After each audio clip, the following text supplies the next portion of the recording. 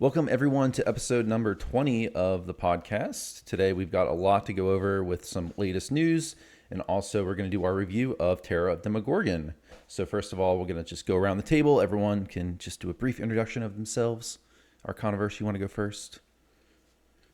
Absolutely. Welcome, everybody. Hope you're having a great Sunday. I'm over on twitch.com/Arcaniverse. I do dev interviews now, apparently. Also looking for all the game secrets, whether it's from builds to lore to quest mechanics. That's what I do on typically on Fridays at 6 p.m. Eastern. Nomad? All right. Aloha, everyone. Axel, once again, thank you for, I think this is my 12th podcast. It's kind of crazy. But Nomad Dog, I usually carry the late night streams on Wednesday and Friday, usually around 12:30 a.m. Eastern. And just kind of really enjoy doing this. So I appreciate the invite once again. Yeah, thanks for coming. And we have returning Psycho Blonde. Hello. Yeah, I'm Psychoblind. I don't really do a lot of streaming or anything. I moderate on the official DDO Discord, and I also do a lot of making maps and stuff for the wiki. And Waisakai. Praise and thanks. We have returning. Yeah, I'm Wasukai. I think it's my third podcast. I stream from mostly Wednesday to Sunday, and I just level up and fast. Yeah, so lots of stuff to go into today. I guess first of all, I wanted to dive into some of these GenCon news we had from just a couple days ago. For anyone who's here, just who's watching on YouTube, just for the review of the expansion, there's going to be timestamps below in the description. You can skip around if you want to, but I want to start with some of this breaking news just from 2 days ago from GenCon. So we got word. This is from a video I watched that Draculetta from DDO Players News posted, which was just him recording the meetup and Severlin, talking and making these announcements. The first thing that Severlin announced is some more details about the raid that's coming with the expansion. So it's going to be a what-if alternative ending to the expansion. And in the raid, we're going to fight all the demon lords at once. So when he says "what if," think of the newest anniversary event where we had alternate endings for some known quests. It's going to be a similar theme. And I was wrong. I actually thought the raid boss was going to be maybe Jubilex, since they were actually referencing that a lot in the quest. But it turns out no, it's going to be all the demon lords. Who knows? Maybe Jubilex will be in there, but we're fighting all of them. So what are y'all's thoughts on that? Are you happy about that, or were you hoping for something else? I kind of am not thrilled with how they don't really include the raid in the storyline in the past couple of expansions. It's felt like they're just sort of out there doing their own thing. But I can also understand from the fact that there's quite a few people who do not raid, especially these legendary only raids, because they don't have a heroic version that I remember. And this at least allows them to get the full storyline without having to do the raid that they maybe don't have an interest in. And I'm sure that's why. I mean, I'm a big raider, so I'm biased, but I much prefer the climax of the story to be the raid. But I understand that they want. Some people don't raid, even though you should. Really, it's not that hard in DDO. It's not a big deal. But for those who don't raid, choose not to, then yeah, they want to be able to let those people experience the story. I understand that, but I would love it to go back to the way it was in like Mists of Ravenloft, where you're fighting Strahd as the climax battle there in the raid. But what do you guys think about the what if scenario type thing? I'm a huge fan of it, to be honest with you. Mostly because it's a bit of a, the book did it better kind of situation for me, I guess, where it's like playing the home game through the actual PnP module. Like my imagination of a giant kaiju battle royale, with all the different demon lords fighting each other and us trying to make our way through it, I thought, it was going to be super cinematic and, like epic to play through. And the quest that we got, while it's not bad by any means, it's just not nearly as what I imagined. Like I thought this was for sure going to get the raid treatment. So I was actually super excited to hear that it is actually going to get the raid treatment. So I'm really looking forward to get like that really cinematic ending to it from that perspective. Yeah, from my experience with the module itself, out of the abyss. The end fight could either be the demon lords fighting each other, which we kind of got during the storyline through the quest, or it could be the PCs fighting the demon lords. It kind of in the module itself, it's kind of split up that way where you could go either direction. So it is a nod to the module itself, and we'll talk more about how close they were to a lot of the stuff in the module. But I like it. It's a good alternate to what we got with the final quest. Yeah, I'm on the same way. I was a bit disappointed by the last quest, but I'm glad that we get to actually fight them now. So Yeah, for me it's fine. Would have preferred something more climactic, but it'll be cool. At least we get to fight Demogorgon, I would assume, in the raid, which is cool. So it's kind of a, I guess if I think about it more, it's kind of a compromise. All right, let's move on to the next thing here. Before I say that, I had my webcam duplicated on the stream. I fixed it, but if you saw two of me, I do not have a clone. There's only one of me, if you were wondering, but it's fixed now. Okay, anyways, let's get to the next big announcement. This is huge. They announced UI upscaling is coming to the game. So all you all who are on 4K monitors, who have tiny, tiny little icons, you're going to not have to worry about that anymore. So, and if you have been holding off on investing in a 4K monitor like me, because you mostly play DDO on your computer and it doesn't support 4K, maybe, I might actually consider getting a 4K monitor now. So yeah, what do you guys think about this? Obviously, it's amazing. Well, it supports 4K. It's just hope you have really good vision. Yeah, I mean, I always tell people, because commonly on my YouTube channel, people comment like, "Oh, I can't see anything." I'm like, "Sorry, you got to run your 4K monitor in 1080p," but not anymore. For me, it's not that big a deal. I'm a 1080p gamer, and that's what I've been forever, especially when I play FPS games. So for me, okay. But there's plenty of people that I've watched stream who have their monitor set to the higher resolution, and it's like, okay, so I'm looking at the icons. What buttons are they hitting? I can't tell. So yeah, I'm glad that they're finally modernizing the game a little bit. I'm Do you glad. think they're going to make it so that you can actually scale different parts of the UI separately, or is it just going to be a one hit? Everything's the same. Great question. I don't know. Good I question. wish everything can be scaled, even text, because sometimes you can't see your name of your party members or some other parts. The reason why I ask is because New World, right before it went belly up, actually introduced the ability to scale individual UI elements independently, so you could adjust the size of everything, and it was so cool. It took a long time to set it up because they didn't label what UI elements were what, and they had stuff like like the DM text. They had a slot for that you could scale, and it wasn't apparent that that's what it was. It's just so you would change the size of things or move them around, and then get a very bizarre combination when you entered a quest or something. Yeah, my first thought is they'll probably copy whatever they did for Lotro, but Lotro, I know they have a lot of more command over their UI than DDO does, so might not be a one-to-one, but I assume we're going to get individual sliders for everything. Hopefully.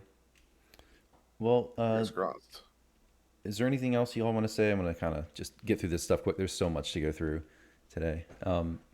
Just happy for it. Yeah, just happy for it's you. just good. I don't have to adjust my screen size anymore. I can actually Yeah. watch you guys stream and actually read something what might be nice. It's just going to be good for everybody in the whole, especially for our aging community. All right. I'm too old. Can't read nothing. Well, the next thing was we got some details on the fall hardcore like event, and it's going to be a sequel to Lanterns of the Mist, and it's going to have sounds like it's going to have the similar format with the lanterns and all that. So Still no, I true hardcore, but there is Strahd. So I heard it was gonna have something about Strahd, which I think canonically he has actually like visited Forgotten Realms in the past and got involved in some really weird stuff that made no sense whatsoever. so no date on that. They just said fall. I think it was probably on the producer's letter. I think it was. We also have they I'll say announced November. they announced a new balance pass is coming. So there, I told you guys there's going to be more caster buffs. There will be. I'm scared. I'm always scared of balance pass. Yeah. So I mean, Based on what? yeah.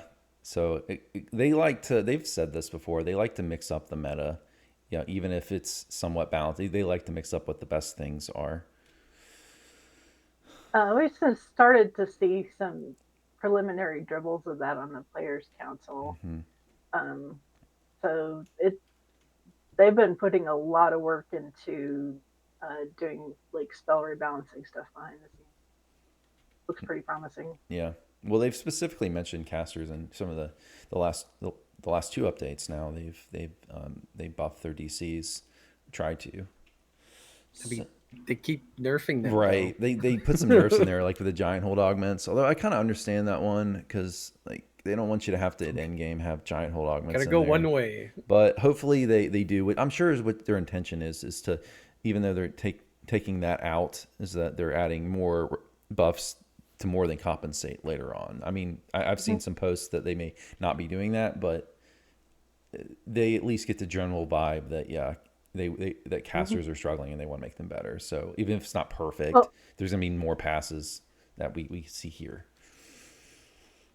I gathered from some of the things that devs have said that they were desperately trying to reduce the number of different effect channels for spell DCs because it was completely out of hand.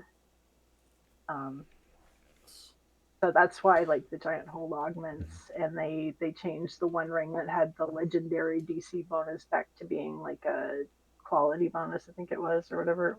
And I know some of the feats they changed to being buffs to all being increases to all DCs versus individual. Because I mean in game you can. It's been so long since I've geared a caster at in game, but basically you can probably fit in DCs for 2 schools, but that's about it. Okay. Well, is there anything else? Happy with it, but what's the that? balance change. Yeah, I'm not super happy with their balance changes, but like they're trying, and I think they do a phenomenal job with what they have because they're trying not to make huge sweeping changes all at once, as much as I want that to happen. But I think they're on the right direction, and so I'll look forward to the new balance pass. So this is the last thing they announced, which is I have no idea what this is or what this means, but they announced that there's going to be some kind of beloved cryptid hunt for a raccoon-like creature named Jimothy. I mean, I know he's in. I looked it up and I've seen the meme before, the video, but it's basically there's this in Seattle area. There was this raccoon that had a spine condition, and he looks more like when it's running, it looks more like a small primate or something than a raccoon. But apparently, it made its way into being in D&D, actually in D&D through D&D Beyond, and they're going to put it into DDO in some form. So we're going to be looking for this Jimothy in some form or fashion. I don't know if it's going to be sort of similar like the Illithid event, or I have no idea. They didn't give any details other than we're going to be hunting for that in the DDO worlds. Thoughts? I love it. They seem to. I love it. I want more of these random things like that. Absolutely, I'm all for it. Treasure hunts, be happy to organize whatever with the community. It's all fun and games for me. So whatever, I'll take it. Okay. Do we get a creature companion? Yes, I need more. Maybe that's the reward. That's my bet. That's the top tier reward. Maybe. I have 139 companion. I need more. The one other thing, Axel, was the 2-factor authentication. Oh yeah. I forgot to mention that one. Did they? Well, actually, when I saw Drax's video, it wasn't. He didn't talk about it in there, so I'm assuming he did talk about it. It just wasn't recorded. So they did confirm. Yeah. What do you know about it, Nomad? Yeah. So according to what Druid's Fire posted in a couple Discords, so they're working with. I don't know if it's another. It's not. I don't think it's an SSG team but they're working with another team to implement two-factor authentication. So I guess Severlin had said something about hopefully by the end of the year, but they can't say for sure because they have to work with this other team. But it's a long time coming, just based on reports that I've seen on the forums about people's accounts being accessed inappropriately and DDO points or credit cards being used to buy things like astral shards and then shifted to other people or other accounts. Yeah. So it's something that I'm looking forward to because that's definitely something that we should have. I think every other platform I access, Discord, Twitch, all have two-factor. Yeah, great improvements. There's definitely been players who've gotten hacked and lost their accounts.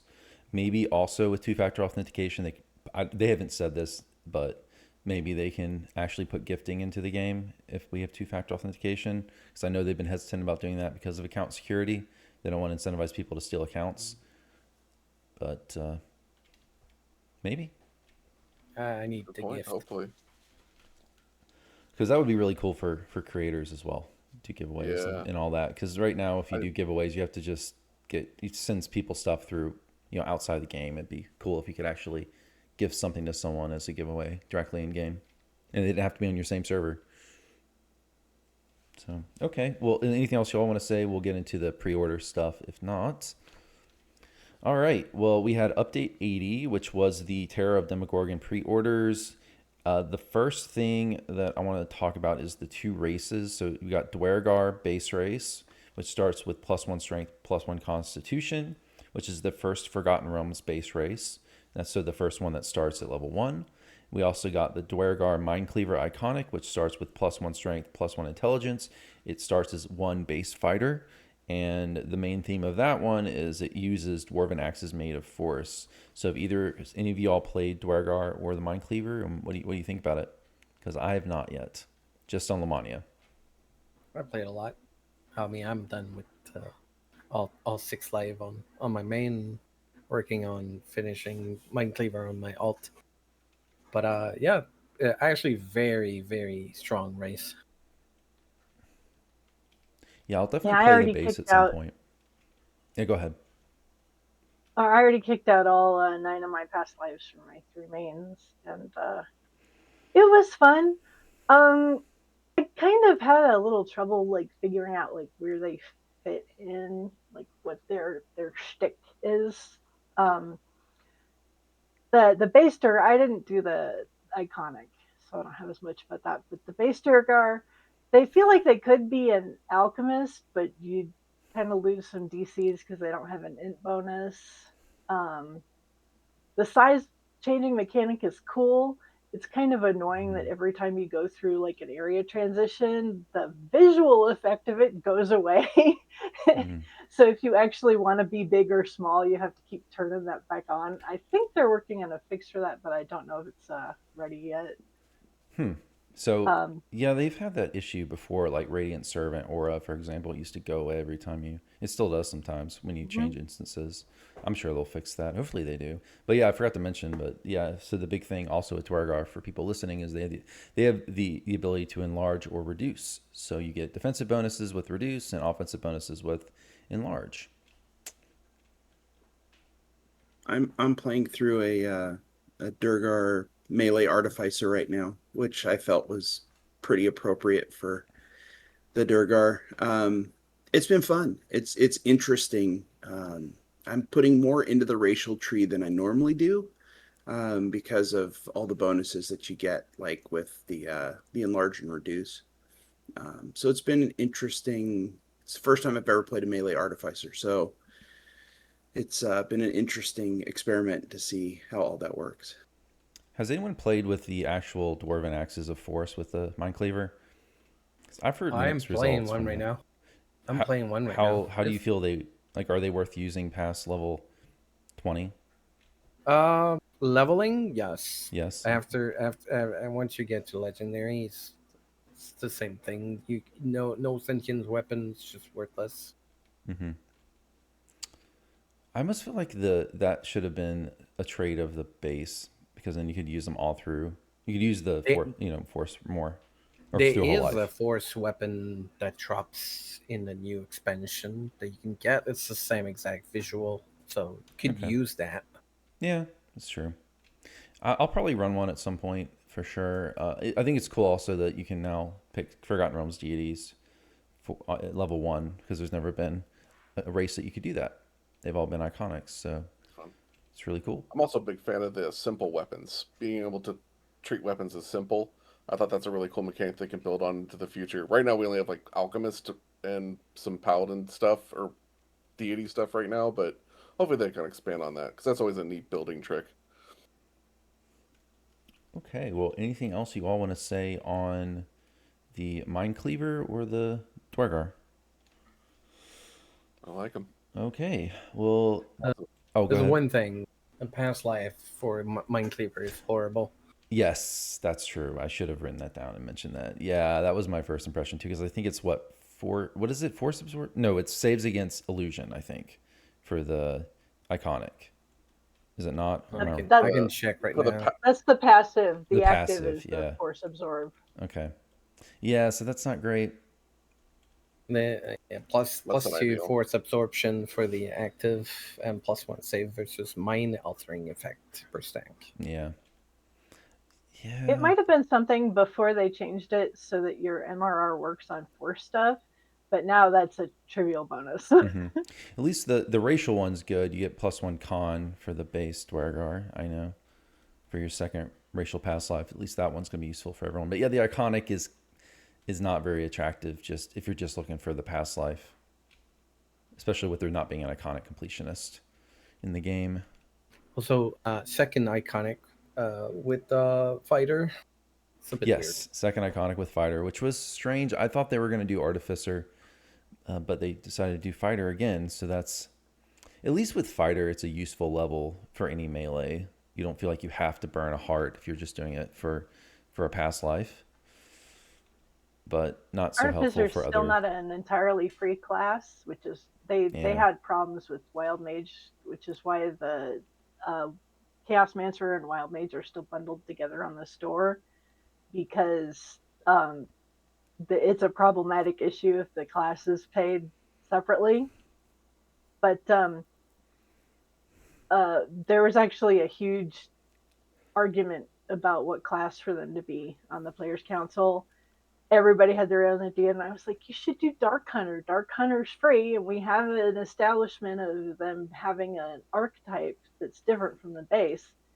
And I thought, because they do have some stuff Mhm. that would work well for a ranger, with getting the the cool axe bonuses and pick bonuses for two weapon fighting and that sort of thing.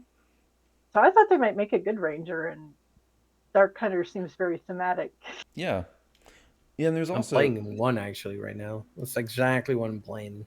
I made it like a Dark Hunter fighter artificer ish.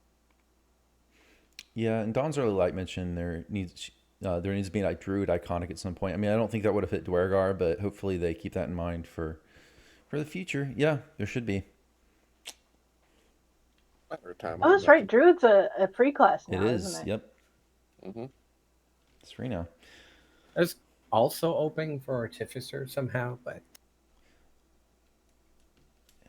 Okay, well, let's talk about next the hirelings. So there were 2 hirelings in the expansion. One that was the level 11 exclusive to the collectors, and then if you get the ultimate, you get both. But it's a Myconid hireling, so a mushroom person. It's a healing hireling, a level 11 heroic, level 36 legendary. I did solo, just kind of like a elite, solo playthrough of the expansion when it first dropped, just using her, and she seems pretty good. I guess my only complaint is she doesn't seem to want to raise unless you have to manually have her raise. That's the only problem I ran into with the legendary one. I haven't used the heroic one, but with the legendary one, she would not raise unless I told her to. So hopefully they fix that. But overall, very good healing hireling. I mean, she does the AoE healing spore aura, which is nice, especially if you have her and Rana together. Then you've got a really nice team who can heal and raise each other and heal you. So very helpful She's actually hireling. tough enough to live in melee at like R4. difficulty. Yeah. She's got like 3,000-ish hit points, which is really nice on Yeah, a legendary hireling. stays together just fine, or stays alive just fine. Well, together, I guess is a mushroom, so I guess that's appropriate. I haven't touched her. The only interaction I saw was Stream Tom doing on Lamania. He did. I think it made it hit solo the first quest of Lamoria on Elite. I think Legendary Elite. Yeah, I thought that was Lamania though. I think they might have tweaked her since I don't know then. if I don't know if she's as strong as it was there, but I lost a lot of points there. Uh, she did die, I think, a couple times during my playthrough. She does seem to want to go up and hit stuff with her staff, but she didn't seem. She seemed perfectly balanced to me. The live version, she didn't seem too powerful or too. I mean, she's still not gonna. Her R1 survivability will probably be questionable, but yeah, if you're running elite, then she'll be fine. Yeah, I haven't pulled it out of my dimensional hireling folder yet. Same Yeah, thing. I was running Reaper 4. Granted, this is on my really disgusting DPS tune, so I was just flattening everything. So she didn't get in combat that much, but she was doing really well. I saw her get in, fights with things, and she managed to stay alive and not get squished instantly. Yeah, she has to die to the Merilith on Elite for me, so worthless. Yeah, and I think everything dies to the Merilith on Elite. yeah. Oh my god. Yeah, we'll talk about the Merilith later, but yeah, that Merilith is crazy damage, crazy damage. But yeah, she does also have the hireling also has freedom of movement, which was a nice change from Lamania because on Lamania they originally gave her True Seeing, which is the same thing that Rana has from Myth Drenor. So now you have Rana and her make a really good team because Micella can give you freedom movement and Rana can give you True Seeing, two very vital buffs that for some reason I wish they would. They still aren't available on augments, so it can be hard sometimes to slot that on a melee, and you really need it, or really other characters too, not just melees. I wonder if they'll give us a expansion hireling with Death Ward at some point. Is there not one? Probably. There isn't that I know of. There's I normal mean, we've hirelings only that have it. gotten Yeah, there's a lot of cleric. there's hirelings normal that have it. hirelings that have it, but it's just nice having the permanent hirelings with good buffs on them. Yeah, and they should. I bet it's tough for them to do the hirelings because like, what else can you do? Because you can't make an offensive one that's too strong. That makes it imbalanced, and you can't. I mean, we already have trapping hirelings, healing hirelings, so it's. I don't know. I guess that is the direction they could go for the next one. Give it Death Ward. Give it Didor. Do like a paladin hireling. Mm-hmm. I want more archers, more ranged characters. Well, anything else on the hirelings before we move on, guys? All right. So we also got with the expansion in the bundle. This is just some of the things in the bundles. There was the Gargantuan collectibles bag if you got the higher tier bundle. And you all find that useful? I don't know. I already had a collectibles bag that was not even full, so I have not even claimed this yet, to be honest. But it might be useful for certain, because I think the max stack size is higher. So for some things, it's going to be helpful. It's not that much higher, and unfortunately, you only get one for the whole account. So you're like sitting here, which tune to put it on? Yeah, that's unfortunate. Is it bound? Is it bound to character when you pick it? I think Also, so. yeah, it should not be bound to character. Yeah, the dimensional hireling folders that you get from some of the other packs are the same way, and it so annoys me because I want one more. Yeah. Yeah, speaking of things that are bound to character, well, actually, no. Well, no, I'm sorry. This is not bound to character. This is ultimate only, is what I meant to say. But there also was the +1 tome of universal enhancement for every character if you got the top tier bundle. So you get +1 to universal enhancement trees AP. So that was kind of the power creepy thing of the expansion. If you really care about that and have multiple characters, it's going to be way better to get that than to try and buy it in the store, unless you only play one or maybe two characters. But anything to get more action points, man. Yeah, I'm greedy. We're getting up there now. Then we got the teleport trinket to Graven Hollow, which is the teleport every expansion. It's nice. This one, as far as I know, yeah, there's no prereq quest to get there like there was with Lamortia, which is nice. Is there any way to I get was a there little other than the annoyed. teleport?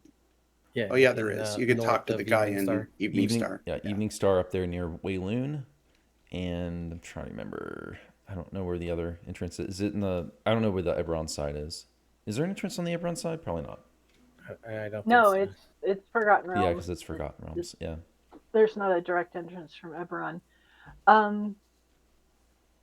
The thing I'm kind of finding, since we're up to possibility of 4 these universal trade points, is that they're making trees that use or making builds that use universal trees a little bit more better than ones that don't.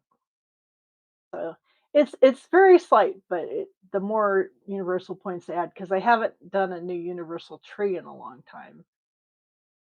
Yeah, no, I see what you're saying because this has kind of already happened with racial points. If you have tons of racial past lives, AP from racial past lives, then there's some bills that just kind of require that or way better with that because they want to be anything that's on the top tier that needs the top of the racial tree really benefits from that. Like There's a chain bunch builds. of race. There's a bunch of race now that you have too many points. 20 points is just too much for what you're doing. Yeah. Game whatever at this point. Lies. Always more points to spend. Okay, well, the last thing that I kind of put all together in one bundle is all the cosmetics that came with the expansion bundles. So we got the Abyssal Door teleportation style, we got the Underdark Delver cosmetic set, the Abyssal Visage cosmetic set, Underdark Cloaker Steed, Underdark Delver's Flump Pet, Mind Cleaver cosmetic outfit, which is only for the iconic. We got the Abyssal Saurian mount, which is like a big lizard. And then we got the Boulette Pup Pet. So what do y'all think, I guess, first of all, about the Abyssal Door teleportation style? I like I it. think it looks cool. I know a lot of people don't like all teleports having exactly the same channel animation and stuff before they actually let you complete it. Yeah, I'm But, definitely one of those. I did not like that they nerfed teleport to make this when they could have made cosmetics of anything. Like there's so many things they could make cosmetics out of. I mean, why choose something to nerf? But yeah, I guess it is what it is at this point. It's not a huge deal either. It's just a minor annoyance, like a very minor annoyance for players who don't. I do like that they finally put the key to Evening Star on a decent cooldown. And that was a nice That was a compromise. win. Yeah, for sure. That was a nice change. I don't like not having an escape button when I'm doing hardcore stuff. You can still do D-Door, but you can't use that in every quest, and it's not quite as good because you got to click afterwards. With the uninterruptible teleport was nice, but we don't have that anymore. Yeah. Well, what do you all think about the steed? I thought the cloaker was one of the best mounts they've done in quite a while. That thing's freaking awesome. Yeah, it's huge though. I kind of feel bad on a purple dragon knight when I'm using that because like I cover up the entire quest giver. No one can see anything. It's worse than the giant Drake mounts. Well, the thing with the cloaker, it's so wide with the wings, especially on a half worker or PDK. So it's the only mount that can dance while it moves. Yeah, no, it's awesome though. I just get off the mount most of the time. When I'm in front of a quest or whatever. But it's really cool. I mean, visual looks awesome. So big props to SSG for that. I wish we'd actually gotten some actual cloaker enemies. That would have been cool. Oh yeah, we didn't have any of those, did we? We got the lizard, but not the cloaker. It's weird to me that they'd have one as a rideable because they're not animals. They're intelligent creatures, and some of them are extremely malicious. Yeah. It would have been cool if you dismounted and it actually became like a cloak cosmetic. Yeah, they need to do a cloaker cloak cosmetic. Oh, okay. Yeah. Well, I thought the Flump Pet was, of course, very cute. I've been using that one a bit. That was my favorite Yeah, of the that's a good pets. one. I occasionally whip out a cosmetic pet, but I'm not like huge. I don't like collect them all or anything, but I will use them occasionally, especially when soloing, and they're fun. I like how it can do the hold its breath thing where it like swells up and it looks like a balloon almost. Yep. Oh god, it It's was kind so of cute. cute. Yep. Well, anything? A I'm question I have is, do you like the Flump more than the Snowman? Because that was my Ooh, top favorite pet for a long time, but the Flump is, I feel like it's a competitor. yeah, that's a tough. fun for me now. I would probably have to go with the snowman. That is probably still my favorite pet, especially if you get the little hat on him. But yeah, They they're fixed very that. cute. They had a bug with the flumps first, where the hat wouldn't show at first. They fixed that real quick. Did they fix it where it matches the flump that's in the, I don't know if it was in a quest, but it had the hat over both Oh, eye that would have been stalks. great to have two tough hat on their on the eyes instead. That would have been great. Well, any other thoughts on the cosmetics before we move on? I know we didn't talk about Oh, all of I'm them a individually, but those are the ones that stood yeah, out no, to I was me. a big fan of the backpack that they had. Oh This yeah, yeah, was actually Andy Haversack straight from D&D, so it had all the cool accessories on it. Been looking for more Hmm. excuses to wear that. yeah. And if you If zoom you in, wonder, they did a really good job on the details as well. Because I remember, yeah, Hmm. shortly after it came out, I compared it to. I brought the actual backpack up on the side and just compared the pictures, and yeah, they did a good job on that. you can role play as Indiana Jones now. Well, you kind of already could, right? Because they had the Yeah, hat available for a while in different Yeah, forms. Like the I one in think in Promise Promise of of Fire. Fire, yeah, Promise of Fire. Now you got the whole outfit though. Yeah, that's true.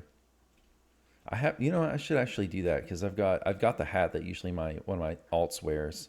Maybe I'll have to give him the other suit. Okay, well, if there's nothing else with the cosmetics, guys, we can head on now to update 81, the actual expansion release. So with that, we got lots of things. We got a level cap increase to 36. I think the first thing I want to talk about before we get into all the content, we got some new feats and caster feat adjustments, but a lot of new general feats. And I put the whole list there on the show notes. I'm not going to go through every single one. I just wanted to list them for everyone to see. But there are some ones that were really meta defining. Like I think Strength of Arms is extremely powerful, and Yes. it's probably the best self healing now, effectively, and it's High Reaper. Uh, we've got some additional to hit with Epic Precision. We've got, if you're on two-handed fighting, Epic Power Attack gives you plus 10 damage, base damage, which is a lot. Buff Bard's got improved Inspiration Melody Excellence. So if they take a feat now, they can now do +4 to ability scores instead of +2 with Inspire Excellence. We have for range characters, Legendary Trick Shot. If you're using Tumble, that now puts you up to +80 for 4 seconds ranged power. If you're after a tumble, which is very, very powerful, especially combined with some of their other burst DPS options that has a lot of synergy. I know it's 4 seconds, but with some of their other abilities there, you can really combine and make a lot out of that 4 seconds. Then we have the piercing feats, which you can now take. That they require magical training, but you can take these feats and it gives you, if you take both feats, it gives you an AoE strip to whatever element you take. So there's one for cold, electric, acid, poison, negative energy, and fire. So yeah, those are the ones that really stood out to me. So what do you all think about the new feats? Have you been using them? Have you TR'd yet or LR'd? I've got legendary strength of arms on my melee and DPS, and she is just disgusting. Now she's a dodge build, so she's already got like 4 or 5 things where I can get up to 95% dodge for 20 to 30 seconds. So that she's already quite tough, and now she's got all these temp hit points, and it's pretty freaking gross. Yeah, It really is. I'm seriously concerned that it's going to get nerfed I because think it it's will. powerful. It's so powerful. Um, which is sad because I really like it. Yeah, But Epic Precision, I noticed that was one of the ones you didn't manage. I should Um, have. Yeah, I should have. it That's a has big made deal. a bunch of the new stuff that came up has made a huge difference in fort penetration, which was a big problem starting with Lamania. Mithrander a little bit, but Lamania it got really bad because of all the constructs, and you just could not get sneak attack on anything. I was trucking 145% fort bypass and was only barely able to land. It was horrible. And now I'm sitting at about 210 standing, and then I got several abilities that boost that up to about 250. And fort has been revoked. I can hit stuff again. Yeah, they've really upped the fortification and the AC and the new content. Like I've noticed, I'm having like I think with one character I had about 180 to hit.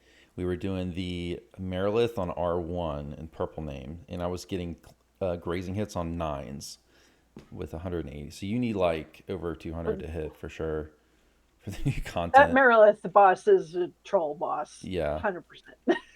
So let's not take that as the standard. Right.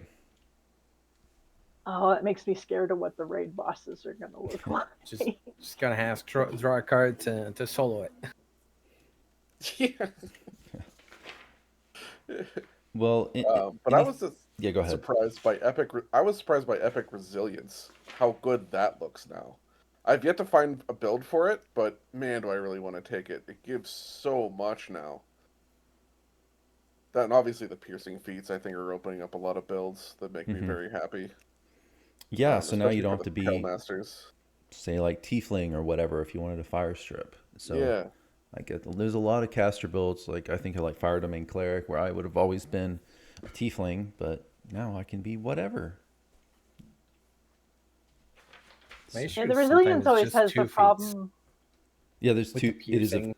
yeah, for all these feats, a lot of these feats it is not all of them, but a lot of these it is 2. Like the piercing, you need to take 2. Strength of arms, you need to take 2. So there is some cost to it for sure. I haven't messed with them yet. I'm on a TR right now, so we'll see when I get back up into epics. Yeah, I didn't really haven't like either. legendary trick shot.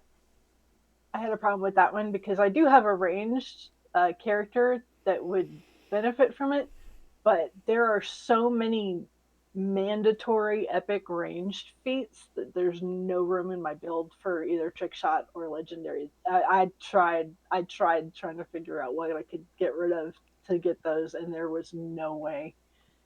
So that was kind of ugh. And I got to deal with it. Yeah, I've yet to LR or I'm going to do an epic reincarnation here soon in my main, probably just to get these new feats in. But I haven't gotten to that point yet. But I will do that soon. Well, is there any other like feats that stood out to you guys, or anything else you want to say on the new feats before we move on? Okay. Well, let's move on to, let me see, what is next here? Oh, I had essence crafting. So formerly known as Kenneth crafting is now up to level 36. So they did increase it with the expansion. It wasn't like last time where it took them quite a while to bump up the max level. It is right now supporting level 36. So that's good for all you Kenneth, or I should say essence crafters out there. I'll still call it Kenneth crafting probably forever, but I'll try to say essence. It's hard when you say something for 20 years and then they want you to change it. Magic item crafting. Yeah, magic item crafting. That's what it was going to be originally. For anyone who doesn't know, and they were asking for names on the forums when this was in preview, and they ended up going with essence crafting, which makes sense because you use essences, so the craft makes sense. They're magic item essences. Yeah, it was a lot better. I thought Habits general. are gonna die hard. Yeah, I thought the first name they proposed was too general. But, Yep. I kind of had an issue with that. I have a main crafter character, and it was expensive to level up. Now I have one of those personalities where if there's a number, I have to go get it, even though it has absolutely no use for me. So I definitely tried to level it up as far as I can, and I kind of petered out around, I think, like 435, which is not that high, because it goes up to 500 now. But the recipes don't go up that high, so there's not a lot of point to going all the way to 400 or 500 right now. and it is, well, the thing is also is that the only recipes that are that high is the unbound ones, so they're really expensive because you got to use purified dragon shards, and of Yeah, I'm course running out of the higher tones. level ones the higher level ones use all of the new tier of ingredients, so it's they're just not that available yet because people haven't been pulling them that much. So yeah, if you want to level up your crafting, it's gonna be some significant effort. Of effort. But super happy with the new dissolve, being able to mass do that. So that's made that. Oh, There's I'm one bug actually right engaging with now the with system it again. though. Gotta be if you open the window, if you walk away from the station and do not close the window, you can't open any other window afterward until you log out. Oh, I'm sure Yeah, they'll they're fix that, working on a right? fix for that for sure. Yeah.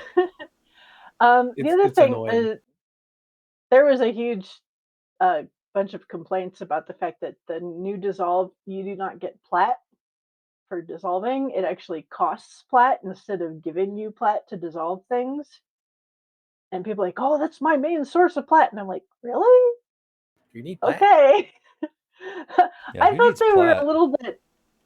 a little bit hysterical about it, but okay, if that's how you run your character. I just looked at it as they're just introducing another plat sink in the game. It's for me, it's a completely trivial expense. In fact, I didn't even realize it was going on until people started complaining about it. But apparently, there's at least some people where it's a problem. I mean, you just got a choice now. Either you sell all or you dissolve all. That's it.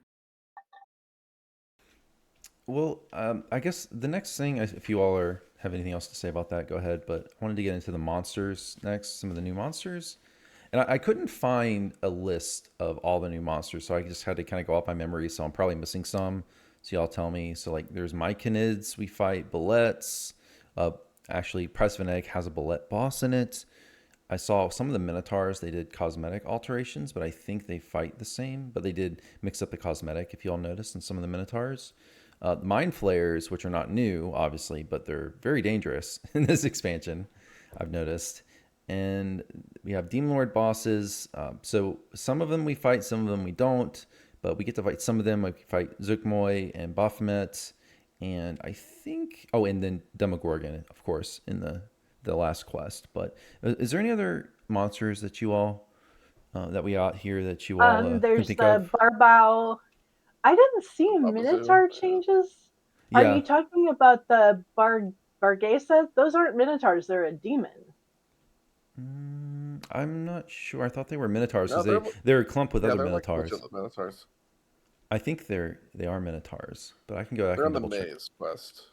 Yeah, the Maze Quest. Oh, Yeah, they just visually changed up. They even put some of the old style ones in there with them in clumps. So I think it's just a visual change they did. They kind of look more serious, I guess, and less cartoonish than the old ones. Yeah, yeah, okay. We have chat saying that. Yeah, they are labeled. They are labeled as Minotaurs. okay. We have the Babao, The which bow. is the one that's got the horn like thing on its head. The Barlgura, Oh yeah, which Bulgura. to which to me, no matter how much anybody tries to dissuade me of this, it looks exactly like Ludo from Labyrinth. Labyrinth. My favorite too. Every single one looks like it. What else did we have? We had the new lizards. We had the boulets. Um, Is that how you pronounce it? Is it Belay, not Everyone Bullet? pronounces that it's differently. I have always pronounced it boulet. That's the way I was taught from when I was playing AD&D. It's like Sounds like Bullet Dwergar. bullet for to me me. growing up. So. It's like the big debate. How do you say Dwergar, Duergar, Mm-hmm. Dugar? I've heard a lot of All different. words are made up. Mithranor.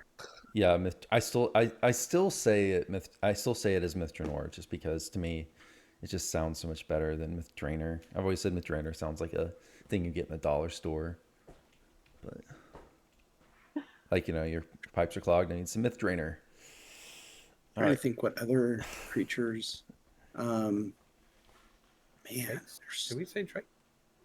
But in terms of like new mechanics, I'm trying to think because I know the bullets or billets, however you say it, they do the digging below. the burrowing is cool. That is my favorite thing with the new creatures is the burrowing. Mhm. But there's nothing like I Most of had to them use really keep into account and really. I mean, basically, if they throw something, you avoid it. I didn't really notice anything that caused me to like change the way I played or anything like that. Like the way some monsters do, like like We the have Moon priestesses in Elf. Mo2 or something. We have what now? as Moon Elf. Moon Elf. Where? Yeah. Really? In the yeah, we have Moon Elf in the cult the quest. Beholder quest. Oh, they're actually labeled as Moon Elf. I didn't notice. Huh. Mhm. Okay. Playable race when? Please no. We don't Another need any Dex. more elves. Another Dex. Yep, more dex races, more elves, must have. Sea elves. What else? We get to fight Drakes. I don't Star think we elves. fought Drakes before. Yeah, maybe it'll be kobold next. I know someone mentioned here. We didn't really talk about this in the beginning of the podcast because apparently it was mentioned that they want to do kobolds, but they've been saying that for a really long time. So I kind of hesitate to even mention that until they actually confirm that yes, we are doing kobolds. So, but that'd be cool. Fingers crossed. Yeah, Yeah. I'll reserve judgment until they actually officially commit to it. Okay, well, what else we got? Any other monsters you all want to talk about before we get into the actual expansion content? Okay, well, first of all, we have getting into the expansion content now, we have the public area, which is the Graven Hollow Library. What do y'all think about it? I think I think the expansion is really good overall, but someone mentioned that yeah, this is a bit underwhelming. Maybe I kind of would have liked a more open area, something like Mythranor or Evening Star, but it's kind of like a cross shape almost and really confined. I would love to see them remove some of the walls in there and just make it open. But what do y'all think? I didn't so much like how they crammed all the quest givers into one room because it Yeah, made it hard to tell what was going on. yeah. And the fact that one of them has a chalice, but there's no actual quest giver yet. They need to expand the library. Yeah, add a few more rooms, get a construction project going. Let's make it a little bit bigger. I mean, one thing that would have I'll been appreciate. cool. Sorry, go ahead. I was gonna say one of the things that would have been cool is in the module in Out of the Abyss. We're doing the second part of the campaign with this quest chain, and so the real start of that second part is you go to Gauntlgrim and you talk to Brunner about encountering these demons in the Underdark, and then he sends you back to help kind of take care of them. So if you had Gauntlgrim as like the main public area, I think that would be really cool, personally, and it would be larger. I was a little sad that I haven't seen a Dreadst cameo yet. They I was kind of mention it. expecting They one. kind of mention, but not exactly mention. Probably in that unreleased quest, I imagine. But Could be. hopefully, fingers crossed, right? But yeah, no, I appreciate the simplicity of Gloomhaven, the more desperate times, right? Everybody's hunkering down with these giants, so it's very much it makes it like the cramped feel feels appropriate for the story that they're trying to tell. But then, just as far as layout is concerned, it's just efficient, so I appreciate that. Yeah, I guess my only thing I disagree with is there is it is a layered map. So there was at one point I think it was the mailbox I couldn't find which level it was That's on fair. because it's like you have one map except it doesn't show the different layers. But no, I think people who like public areas like I don't know maybe Sharn or these smaller areas, Salt Marsh, that they can just get the stuff, get the quest and go, will be happy with it. And it also might have been for lag reasons maybe that they made it smaller and less open, but that's just me speculating. Okay, well, I guess let's get into then the wilderness area. So, for anyone who doesn't know that's listening to this, we got a big feature with this new wilderness area, which is different difficulties. So, you can play the wilderness area on any difficulty you want, anywhere from normal to R10 and everything in between. So, this is the first wilderness area that's done this. They've kind of soft committed to doing older ones, changing older ones, but not really. Like they said they wanted to see how this goes. And then maybe they'll do the older ones, but I don't think there's been any official commitment to going back to older ones and scale, making them scalable as well. But so for right now, this is the only wilderness in the game that offers the multiple difficulties. They brought back the purple named rare mechanic. There are 3 of them. There's a Merilith, a Bullet, or Belay, however you want to say it, and a Baylor. And I would say the wilderness is maybe medium to small size, maybe medium sized. And the quests are actually arranged very evenly around the edges. So it's kind of like when you're doing the quest, you can go around it like you're going around a clock and hit all of them. That's how I've been doing it, just picking one and then going clockwise until I finish it. So what do you all think about the wilderness? And have you all been doing the purple name rares? You've been doing any slayers there? So there is a bonus of 25% for each difficulty, maxing at R1 for your.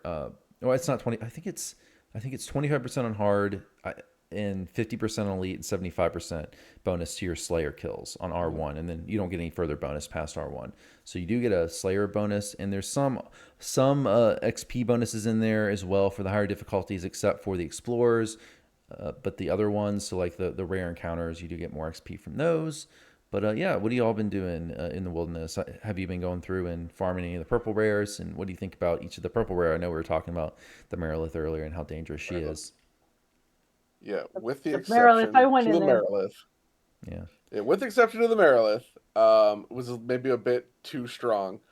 I think it's hands down the absolute best wilderness area we've got in the entire game. Fight me, I think it's great. Best one we've ever had, especially with the cinematics and some of the things you can discover is absolutely It's very amazing. pretty.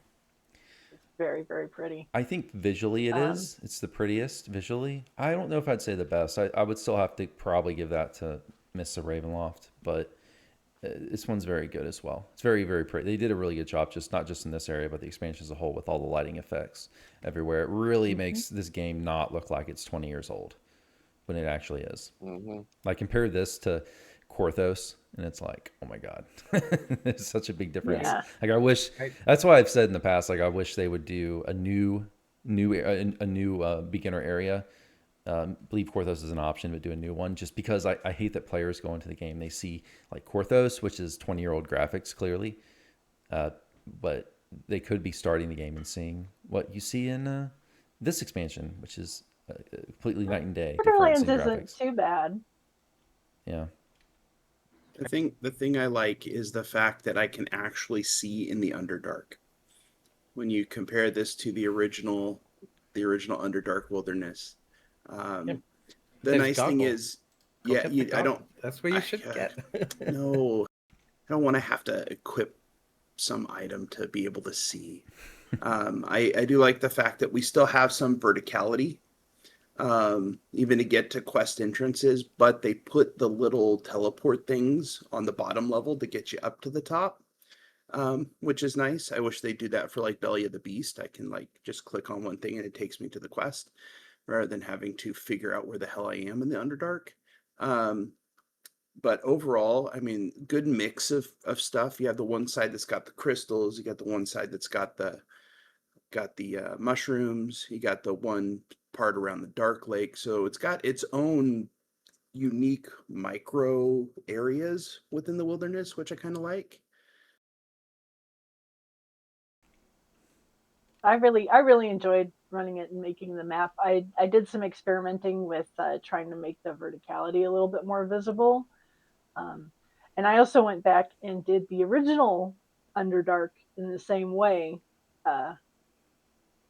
with some more additions so that you can actually see, which took me days to do because I had to go around and I was like, figuring out, okay, this looks like you can go here on the map, but no, this is not actually accessible part of the terrain and that sort of thing. So if you've seen that up on the wiki, that was that was me, and it was a pretty major labor, but I think it's pretty visible now where things actually go. Yeah, so about the red names, or the purple names, I mean. So we have the Bullet or Boulet, who's definitely the easiest, I think. We have the Baylor, who has mechanics similar to other Baylor mechanics that we've seen from like Den of Vipers and Fire over Morgrave. And then we have the Marilith, who just does silly damage. Like we were doing her on doing that on R1, and we just had to have someone kite her in circles while we killed her from range, or you had melees just chasing her, hitting her in the back. But yeah, she is scary. I wonder if anyone's killed her yet on R10 because she is crazy. So much damage. It's so cruel to put like one of the best melee weapons or items, that belt for double strike, behind a Marilith that is impossible to do on a melee DPS. So cruel. Yeah. But hey, if you want grouping content, there you go. Yeah. And if you are soloing, I mean, I wouldn't recommend you solo because all of these purple names have so much HP. But if you do solo, like I was soloing, I soloed them on hard. It wasn't too bad on a moderately strong character. So I think anyone can at least solo on normal if you do want to solo. But I would just group because it's going to take forever. It's going to take forever for you to beat these things down. So much HP. Yeah. Well, anything else you all want to say about the wilderness before we go on? Do you all think this is too big, too small, about just right? Do you prefer the smaller wilderness areas? I might have liked it to be a little bit bigger, but I've really loved wildernesses, so that's a me thing. But I think after Mr. Enter was so huge and so empty, I'm kind of glad that they walked back a bit, and the wildernesses are now a more approachable size. I mean, Mr. Enter is very pretty, but it's too big. Yeah, well, it really needs That two, much. maybe another teleport or two, or it needs to be filled out with another adventure pack worth of quests, which I probably won't do because it's an expansion wilderness area, but it could use another like 3, 4, 5, 6 quests in there. But um, yeah, what about the quest placement? I thought that it was, like I mentioned before, you just go around the edge. It's fine. There's not really any in the middle. They're all on the edge. I didn't like it in Lemordia because not only were they scattered all over the place, the if you tried doing them in story order, you were just going back and forth and over here, and it was horrible. You were doing so much running. In this one, the order doesn't really seem to be terribly important. I mean, there's a couple that are apparently like earlier than some of the others, but it's not as bad as Lamordia, where the story just completely gets fragmented if you don't even try to do them in order. Yeah, well, see, that's one thing I would love to see them change because it's really been a thing for every expansion. It's so impractical to do the quest in story order because you have to do the quest, recall all the way back to the public area, pick up the next quest, turn it in. It's like no one's gonna do that. So why can't you? I wish they would in the future implement maybe you pick up the first one and then there's a quest NPC by that quest or inside that quest that will give you the next part when you're done so that you don't have Like to go back every catacombs. time because there should be something like that so you can do them in story order for people who want to read the story because I feel like That the would story actually be because really good. yeah they put all this work into these stories and then they make it so hard to read the story. Like why not make it easier for players to actually engage with your story, especially yeah something like Myth Trenor is just ridiculous. Like no one's going to do that Yeah. in story order. You're going to have to do that all those long runs back to back and do them. What? How many quests are in there? Like 12? Like 12 long runs just to do 12 quests? No one's going to do that. Well, and Mr. Nor has the wonderful aspect where if you do them in kind of the physically most approachable order, you destroy the Lich's phylactery before you get it. Right. It doesn't make any sense. And this is something they could do. They've done this before. Like when they Epic Catacombs, they've made changes. Like Yep. you can pick up the stuff in order. They should do that for sure. 100%. You got the quest giver after servants going into spinners. Yes, that as well. Yeah, that would definitely be an improvement. I think is to have a quest giver for like the next one in the chain. Yeah. That would definitely be enjoyable. One other thing Troggy in chat mentioned, but I've heard other players mention this too, is have any of y'all done slayers in there? Because players are telling me that the mob density is not good enough for slayers to make slayers worth it. It is a little It light, was in my opinion. Now there is a yeah. max.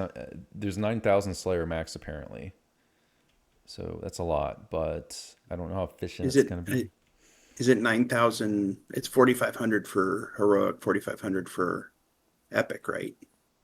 No, it's 9,000 for 9,000. heroic and 9,000 for 9,000 for each. epic. Wow. I've not done it, but that's Yeah. what players are telling me. Yeah, that it's 9,000, which is a lot.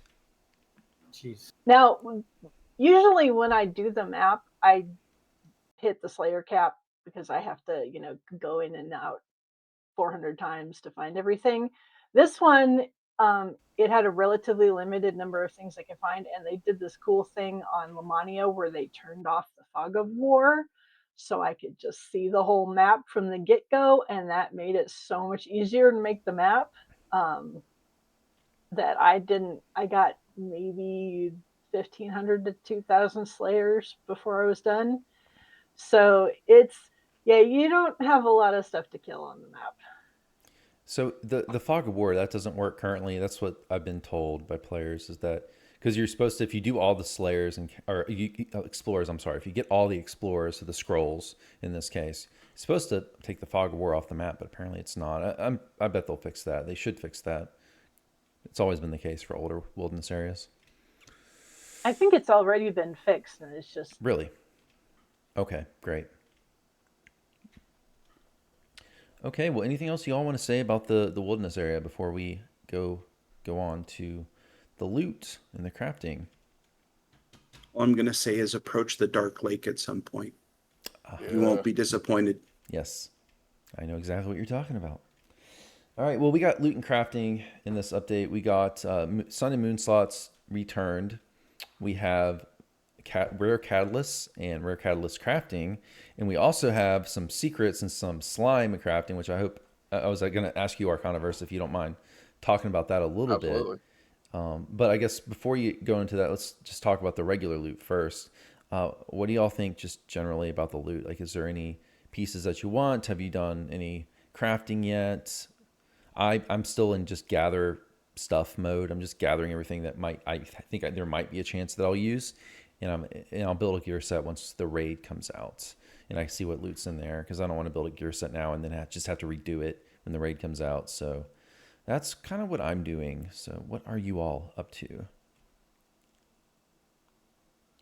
Don't everyone speak at once. Oh. Sorry, Psycho tried to look like she was on mute. But Sorry. Rare Catalyst, I think, is an upgrade over having just straight up rare loot, because they're not bound to a count. That was a nice thing. As much as I still don't like rare loot like this, I like rare stuff, but not rare loot or equipment like this. But having the stuff not be bound to a count or bound to character is a nice compromise, I guess. Question mark. It's better at least. It definitely does make it a lot more meaningful, because yeah, like you said, unbound, you can trade. And I don't know how the rare tables work yet in this loot. I don't know if there's anything else that's shared, but you don't seem to have the problem with there being. Is there other rare loot other than that on that rare table? Because I'm not sure. Because I one think of the that issues some of with the Mr. gems are Noor, still rare. one of the issues with Mr. Noor is some of the quests might have had just tons of, like, well, I think some had 4 pieces of rare loot. So even if you got the rare table, there would be a really good chance that you wouldn't get what you want anyway.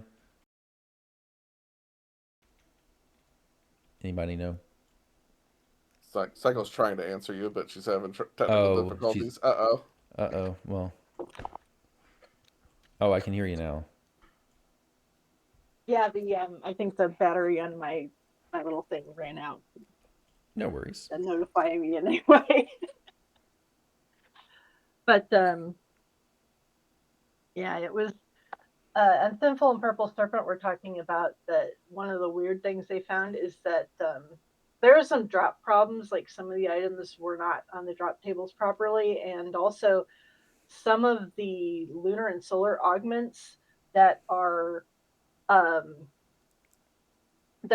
just normal on any other packs are dropping as rares in this pack, and some of the ones that were rares in other packs are dropping as normal in this pack.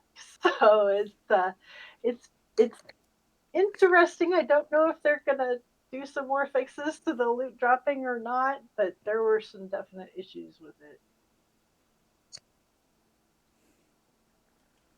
I mean, I will say the Durgar craft stuff drops like candy. Yeah, it does. I have so much of that. I mean, I did my initial run through, and I ended up with 6 Durgar craft small shield.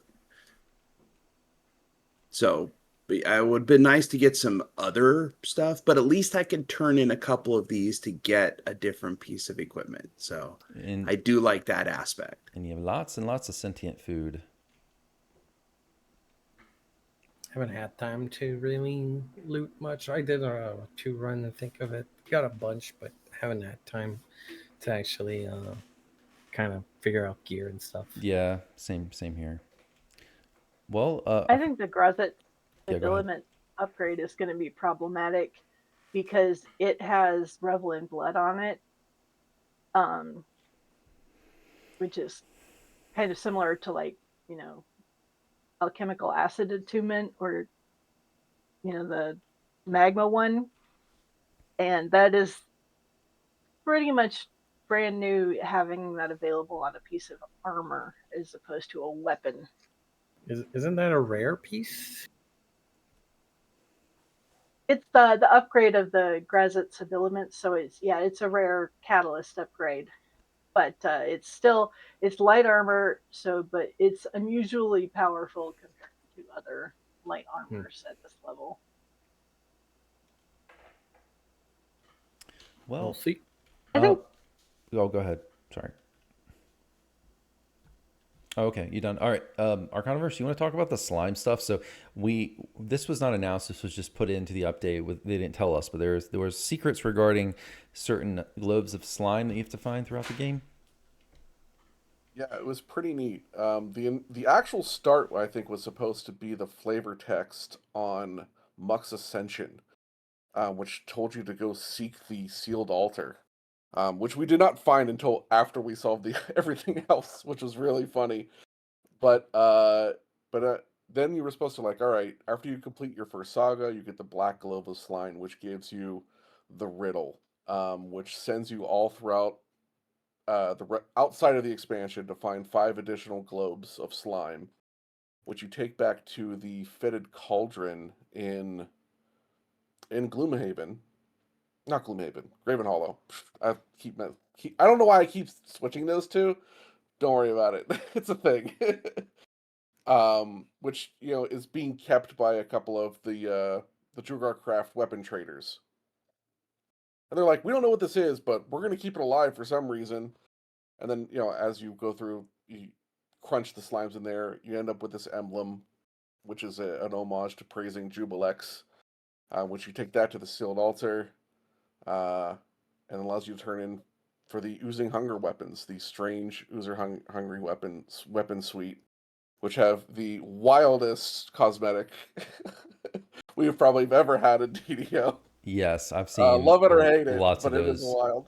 Yeah, lots of those around. I wish I would have taken some screenshots and shown some of this stuff on the podcast, but maybe I could do that in the future. But yeah, they look wild. I have some on my Discord if you want to show them. If you're there. Nah, that's all right. I mean, I don't want to do that right now, but yeah, I'll have to take too long to get set up and all that. But yeah, they look wild though. So if y'all haven't seen them, I'm sure you will see them soon because there's quite a few players running around with them right now.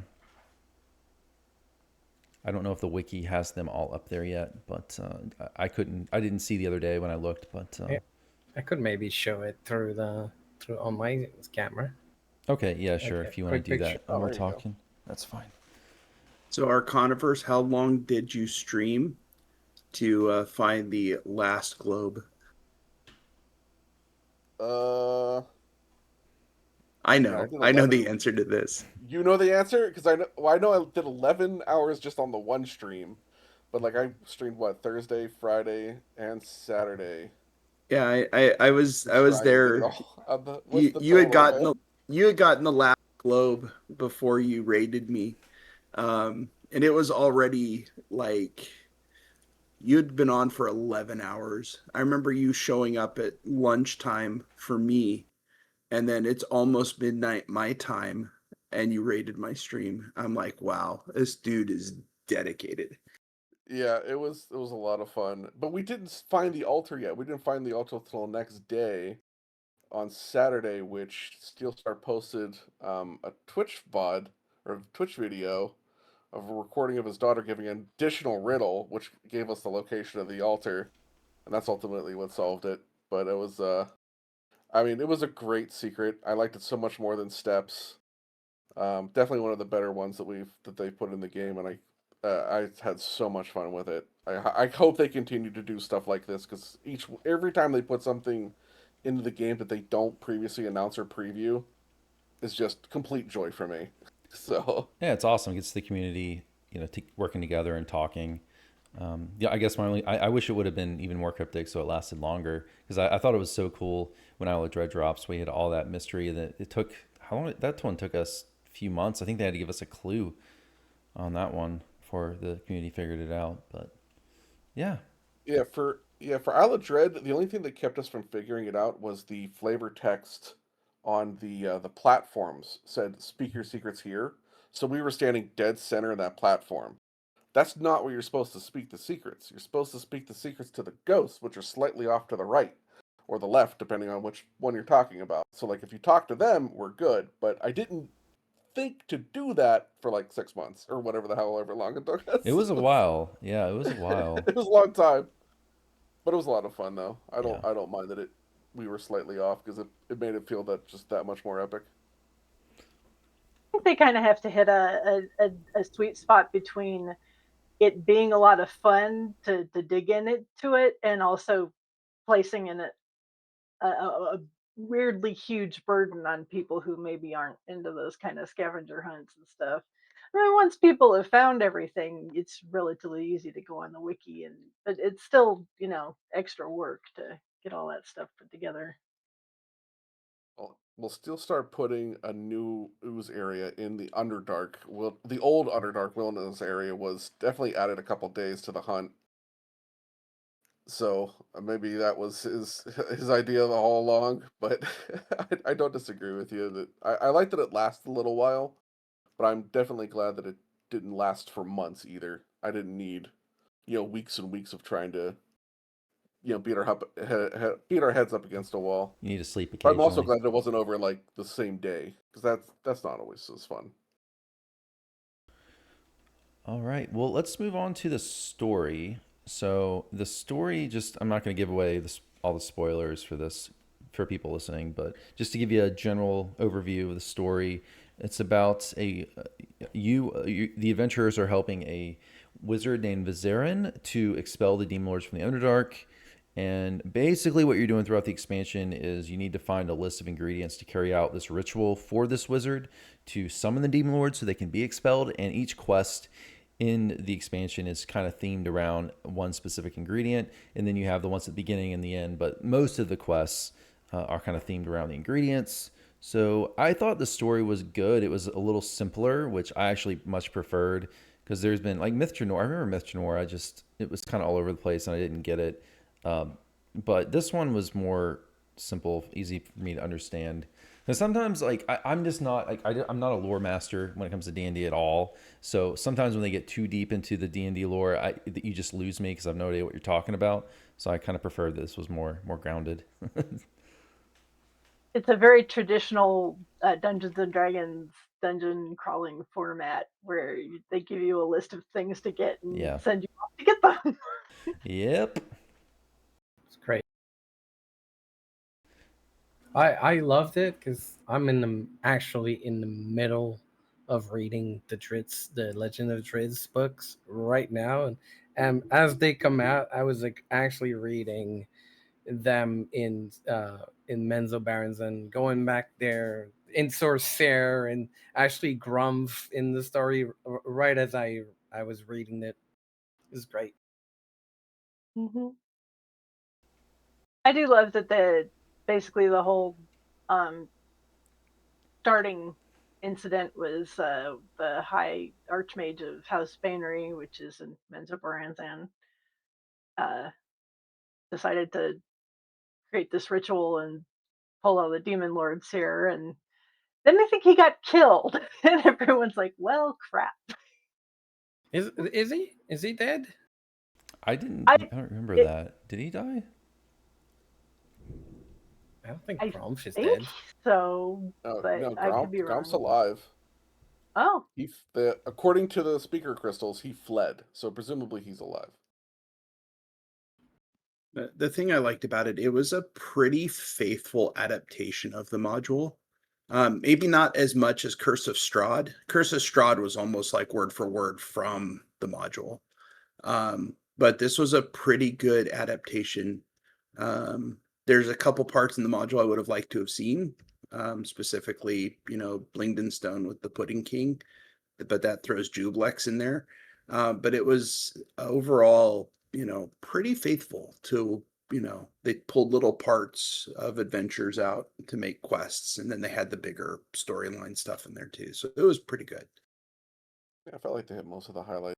Though I guess it's not too much of a spoiler, but maybe I shouldn't say, so I'll ask first. But like mentioning who kicked off this storyline was, I think, pretty significant. Is it safe to say, you Yeah, think? yeah. I think Yeah, so what, bring back Lulf, bring her into the mix of things, her being the catalyst behind whatever plan she's cooking up kind of hints towards what future content we may be seeing again. So it looks like, we may be seeing more of Lulth in the future, which I enjoy. Yeah, that'd be awesome. I'd be up for another new Loth raid or something. As long Sweet. as I don't there's a have to lot of beat up her belly button Exactly. again. As long as we're not like pricking out stuff from her belly button, that'll be great. there's a lot of demon content in Forgotten Realms now, because you've got the Grazit series with Mines of Tethamir, you've got the whole Yeah. Menace of the Underdark series, which is all Lulth, and now you've got Pair of Demogorgons. So they've kind of got their theme for the area. Yeah, but Motu was 14 years ago, so I'm due for some more Loth, personally. Okay, well, is there anything else you all want to say about the story before we get to the quests here? Okay, so we'll go through the quests in story order. So we have the first quest in the first chain is Demon in the Rough. And this is the one where you're kind of dealing with Drow, Deep Gnome, Dwergar negotiations. And I'll say personally, this is definitely my least favorite quest in the whole expansion.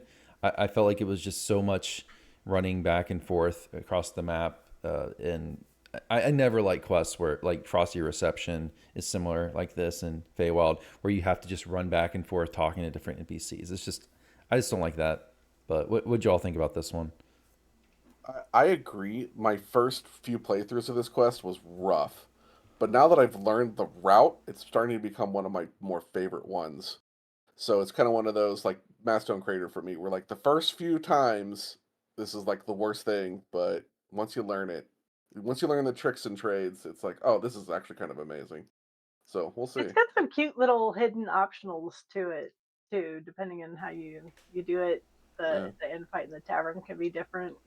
So Yeah, you kind of have to cure the madness from different folks there. Yeah, I think the first time. Yeah, I did the optionals first time. I wish they'd like labeled more of the locations on the map, so you could be like, okay, when they tell you go here, you'd be like, oh, okay, over here, because it's not at all apparent where you're supposed to go. Well, I think it has a little purple icons. You can hover over them, but You have but arrows all but over the place pointing towards Got this some camp and signs. this camp. They yeah, tried there's to help. also signs. Yeah, I was disappointed that the Zentarum didn't have a bigger role. Like, Yeah. couldn't go into the Zentarum section, which, I'm not saying it was needed for the storyline, but they're there, so let me do something with them. I still one day would want to. I would love it if the demons stopped spawning after you complete the quest. You can go around in the marketplace and see all the different items and stuff. They put a lot of assets in that quest for like no good reason. and I kind of want to check them all out. I guess that's what I didn't like mostly was just the respawning mobs. It's like you go through an area, you kill everything, Yeah. and then you talk to somebody, and when you run back through it, it's filled with mobs again. Ugh. Well, they kind of felt divorced from the actual quest, so it's just like, oh right, we got to put some fighting in here somehow. Yeah, exactly. Well, anything else you all want to say on this one before we move on? I Okay. agree. It was my least favorite Yeah, definitely my of the least favorite. chain. And this is the only, well, this one in Fetid Wedding were the two I would maybe consider a little on the longer side, not super long, but a little on the longer side. Okay, so quest number 2 though is Tower of Vengeance. So now we have Tower of Frost, Tower of Despair, and Tower of Vengeance. So Tower of Vengeance, this is the quest where, as we talked about in the story, you talk to Vizerin, and he kind of gives you the list of ingredients that you need to summon the demon lords. And there's a lot of portals, like killing mobs that spawn and then killing the portals. Kind of like that quest in the Shavarath, the second Shavarath pack. I can't remember the name of the quest, but yeah, Archons. yeah, Archons, Trial of the Archons, one of those quests, like the second or third one in that chain where you're destroying portals. I think it's Demon Assault, I think is the name of the quest. But yeah, it's similar. That's what it reminded me of, that quest where you're kind of killing stuff, killing portals. And yeah, any thoughts on this one, guys? But you have to kind of go in there when demon lords have kind of invaded his area, his domain there. I found it fun. It was a pretty straightforward quest. Yeah. Yeah, solid quest, no issues. More, please. Yeah, not too That's much to say. Some of these was not the a optionals were lot. kind of neat. Yeah, not a lot. Well, what optionals were there? Because I tried to do all the optionals, but I might have missed some. Isn't that There's one the one where with the there's like a gnomes. chef? There's a chef at one point in Cauldron. Is that the one? Yeah. And There's there's a no gnome chests. area. There's no points to go in there. Well, no, I that's must have to missed that. unlock. That's a required part of the quest, because the cook is the one that's distilling the madness through their food and drink to the gnomes. Oh really? Um, I wasn't yeah, paying but attention there was like then. There's like a mind flayer you can go fight. Yeah, it's Mind Flayer, and you can also rescue some of the caravan that he uses for his Right. spell components and stuff. So nothing crazy, but it's nice. Okay, well, third quest is a Blood Pact, and this is the one where you're trying to get a drop of a demon lord's blood for the ritual, and you do get to fight Baphomet in this quest. And this It quest hurts. also has some of those really funky looking portals with the almost maze border outlines that are scrolling down through them. That's where a lot of the It felt optionals are. weird. Yeah, that was It felt out of place. very like Zoriat feel. Like it looked very funky. Well, it Man. actually matches his graphics on his spells and him swinging his weapon around. So that's his style of magic, I guess. Which was it was a bit jarring to see, but it was neat. But as far as where I put this quest, I think this one might be my least favorite overall. As cool as it is, running around, people getting lost in the maze all the time is a bit rough. Yeah, and I think that's part of the You got- story. Like he's testing you with the maze, because Yeah. the dialogue That's the mentions the Minotaur. maze. fits. Yeah, so it's meant to be a maze, but you have to Maze. find Yeah. these runes. It fits. It fits. Yeah, you're The finding map these is runes. of no help, right? And Yeah. yeah. Yeah, there's Well, some dead actually, ends. it kind of helps. You can see the path. Kinda. I know the quest well enough at this point, so it's not a problem for me. It's for people that are running it for the first time or two that it's just, if they come late to the quest, they're done for. You might not ever see them again. Right a lot hand, of players right in this wall. game are directionally challenged. So Mm-hmm. Me. Right. The two times I've run it, it has just been right hand, right wall, and I just do everything, including all the optionals. That's for me. That's like how I do that one Shavarath quest where you got to drop down. It's just always right hand, right wall Invasion. for me. Well, what'd you all think about the infight with Baphomet? Any thoughts? He's tough. He I like hits him a lot. hard. Yeah. I like the smashing the stuff on the ceiling mechanic. That was kind of cool. Probably Yeah, one of the trying to better figure that points in out. the expansion. Yeah, trying to figure out when I got, levitated up to the ceiling. I'm like, what am I supposed to do? That was fun. Yeah, I don't think I ever figured out what I was supposed to do. Still stuck up You- I'm there. still stuck on that one. You can hit some. And I did it on stuff R10. that you hit some stuff up there that drops a bunch of rocks on him. Someone else in my party must have done that. Yeah, that's why I didn't see it.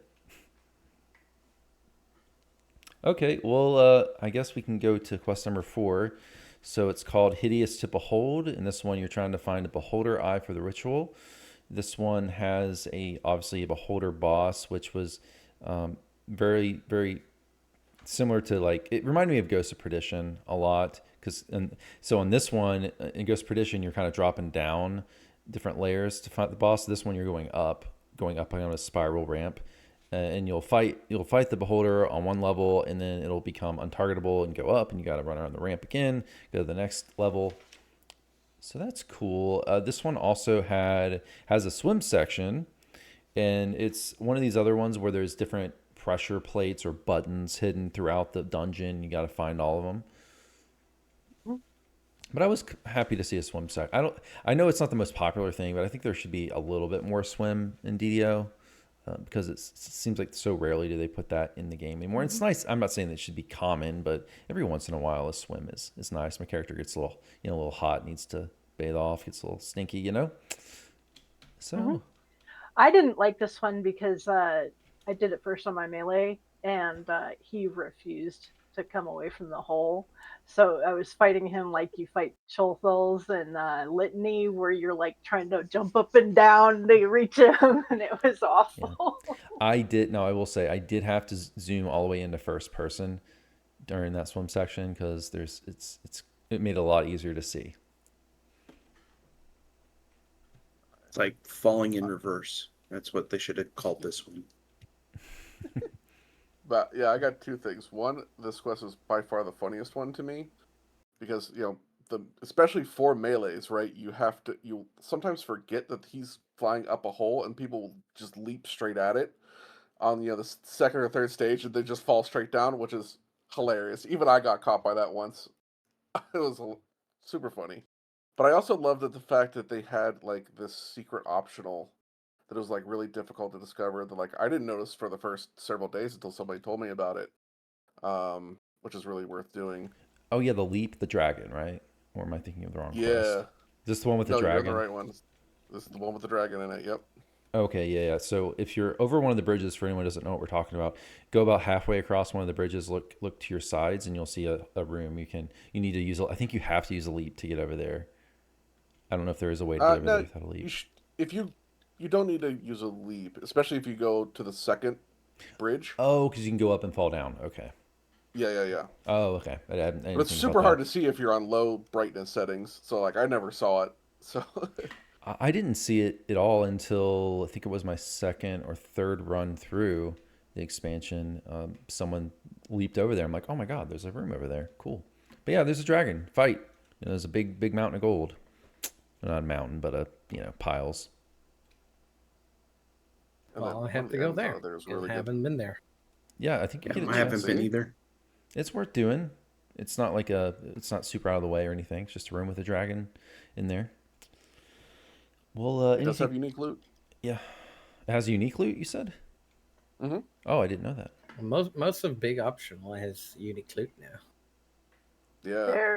There's a lot of loot in this expansion. Yeah, and there's a lot of it that's not rare, lost. which makes the rare mechanic we're talking about with the catalyst a little more palatable, I think, for people, because it's only for like, I think the rare portion is only what 20 or 30 or so pieces of loot, something like that. Does Catalyst drop on certain quests, or they drop all over? They do. So the rare catalysts are tied to specific quests, and there's some that drop in the wilderness as well. I've gotten 2 so far. I got I think it was the Insanity one from Price of an Egg, and then I got the Boots one from the Wilderness. One of the wilderness rares there in the Northeast. I think the Grazit one drops in Stealing from Sorcerer.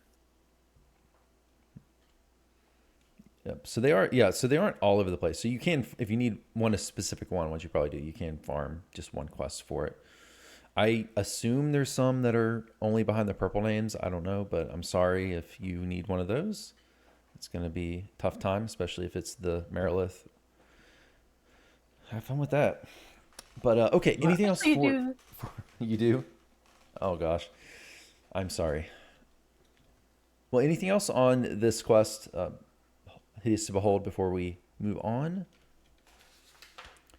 Okay, next quest is, and the last one in the first chain is the price of an egg, which is pretty much, this is the one where it's, I don't know, this one felt, it's not bad, it's just felt the most filler probably of any of the quests in the expansion, because it's pretty much just a long hallway of purple worms, then you fight a bullet at the end. I don't know if there's really a lot to say about this one. It's fine. Spitting hurts. Wrong. Holy. Yeah, I like the little purple worms. They're actually worse than the big ones. Yeah, they hurt. Again, it's pretty true to that section of the module in terms of, having to drop the treat down to, for the worms and stuff to grab the egg. Yeah, it makes sense. Yeah, you're trying to find an egg, not beholder egg, purple worm egg is part of the ritual. It makes sense. It's fine. But Is it normal that there's only like one? Just one. You get to the end and there's like one, not like a few scattered. It's just I one. guess they don't breed very often. I don't know. Because there's many purple worms that are in there, you think it'd be easy to come across those. But all right. Anyways, anything else y'all want to say about this quest? I don't know. There's really too much to say. Just to answer why Sukai, the only reason there's one egg is because all the rest of them hatched into the larva that you have to fight. This is just that one that just. It's the late bloomer. Yeah, it's the late guy.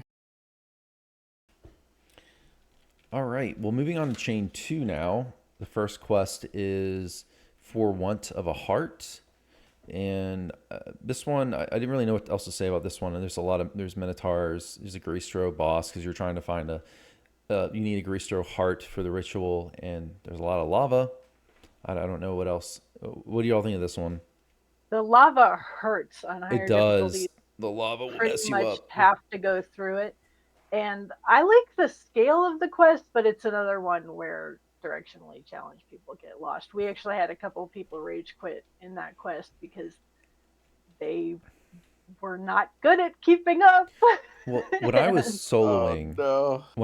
one thing where I got confused when he got to the maze part, I didn't figure it out. I was running around for 5 minutes, and someone in my Twitch chat told me, but I didn't realize you had to jump up to where the restaurant is and then jump behind you on top of the maze to make your way to the end. 'Cause I didn't know how to progress, but someone told me that after a while. I don't know how long it would have been until I figured that out, but that definitely got stuck there. What'd you say? I mean, the maze is complete bait. Yeah, it's not. You don't even need to interact with it at all. It's complete red herring. Yeah. Yeah, you But, can just go no, this is around actually- and This is actually one of my favorite quests, because it's another one where you're like, oh, once you kind of learn it. Yeah, if you skirt the outside, you're pretty much okay. Yeah. You can not interact with the lava too much. Now, when I did this on the preview, the thing that drove me nuts is like, I'm in the lava, I die, I get out, I res, I do all that stuff, and then I get towards the end and I go to put the crests in, and I have no crests. They're sitting at the bottom of the lava because I died in the lava. Oh. And now people have had issues where their ghosts can't get out of the lava because there's like an invisible barrier across the top. And I think the speculation is that barrier is there so the gnolls can run across the lava, because you'll see the gnolls run across the lava sometimes.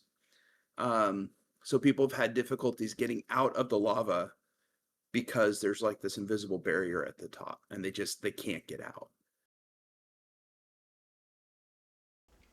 Interesting. Is that all still on live, or is that just from the previous server? No, I think that's still on live. I think it was on live that people were having those issues. I didn't encounter it when I was on Lamania, but people have reported that they can't get out because there's like an invisible barrier at the top.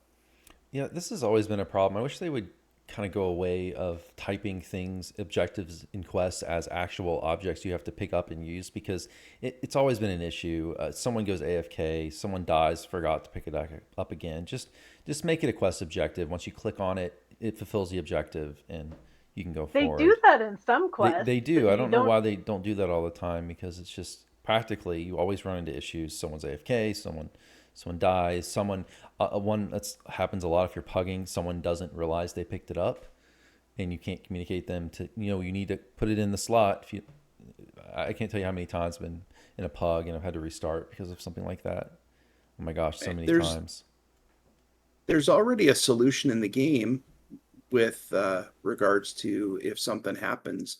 Like if I die and all the crests die with me and it's all in the lava, do what they do in The Prisoner and have the items just respawn right in front of the gate where you have to put all the crests. For sure. Right? I mean, you think makes it easy enough. Yeah.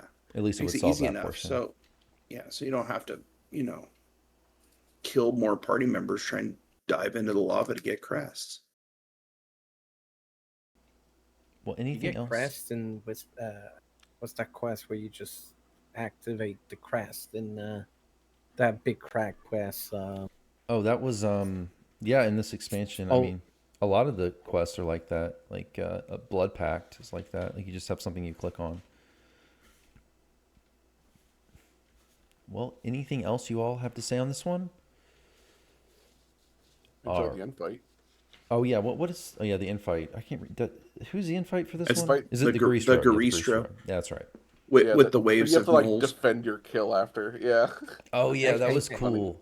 That was kind I of cool. don't understand. They don't go for it. They go near it and then they just stand there and. Yeah, it's not an actual defend quest. I don't but- understand. Yeah, but the gnolls want to come in and eat the Garistro. A little twisted. At least they didn't make that a failure option. Yep. Yeah. Shout out to Prey on the Hunter. All right. Let's see. So we got quest number 7 in the chain. So quest 2 in chain 2 is Flocked Together. So this one, you're trying to find an angel feather for the ritual. You have all these petrified archons that you run past. This one does reintroduce the mechanic with sort of like in Pilgrim's Peril, where you've got some rocks there, and they put up shields on all the monsters around them. So you need to go kill the rocks first before you kill the other monsters, or you're not going to do much damage. So I was glad to see that return. What do you all have to say about this one? What do you think of it? Simple, straightforward. It's lost a bit Once- at the end the first time where to go, but then you see that underpassage at the end fight. Yep. I enjoyed it. It was a fun quest. Yeah, Nothing hideously annoying about it. not too much to say other than the mechanic with the rocks, I think. Well, have you completed the angel ritual? I don't know. Is it an optional? Maybe not. Yeah, there is an optional. You can take, after you get the feather, and if you don't approach the door right away, you can talk to all the different angel statues. They'll have different skill checks. I've yet to complete this myself, but there's something there. Oh, I do remember seeing that. But yeah, I haven't been in a group, and when I was soloing it, I didn't have the skill checks for it. So. Yeah, Probably an extra chest or something. probably. But I'm hoping for something cool. Okay, so I guess getting to the more polarizing quests, which I think this next one is definitely the most polarizing in the expansion, which is Fetid Wedding. And this one takes place in the astral plane. So you have the light gravity mechanic where you're jumping really high, falling really slow. You have a bunch of interesting, one, I thought that the optional where you're falling through the rings was interesting. There's one where you have a jet that'll shoot you really high and then you got to fall through the rings, kind of like when you fall in the Anniversary Public area to collect things. It's sort of like that, like you're falling downwards through these rings. And there's also I did it with no feather fall, and it was interesting. I had to, yeah, it's tough without Featherfall. There's also a chest. I think this is a bug, but there's a chest in there you can't unlock even with no, you can't unlock, and it seems to be not tied to anything. I think it's just a leftover asset they forgot about. It'll probably be patched out, but I thought for a second maybe there's some secret we haven't figured out, but probably not. Yeah, But Yeah, I've yet to I find know any a bunch of hints. people. yeah, you can't even use a bell or anything. So, well, what do you all think about this one? Did you like it or not like it? This is definitely the one where I've seen the most players say they don't like it, because a lot of I, players don't like the high jumping, the platforming aspect, or the fact that you can't, which I wish they would change this, but you can't hold shift to fast fall in there, which is pretty annoying because it really does cut down on the speed at which you can go through the quest and your mobility. That would be an awesome change if they could put that in there. But I thought it was pretty yeah, cool for a mix up, something yeah. different. You even got the statue puzzles, and it's presented a little differently because they're high on these different platforms. So you got to jump up to each platform to activate it. Although that one, I don't know what the deal is with that, because sometimes the first statue isn't lit up, and I can't see which one to go with first. And there seems to be a few bugs where it won't progress in certain situations with this quest as a whole. I've not had it bug out completely on me, but I've had a couple situations where we did the puzzle, but the next part wasn't spawning. So there seems to be a few bugs here in this quest still that need to work out. There's a scroll on the statue of the first one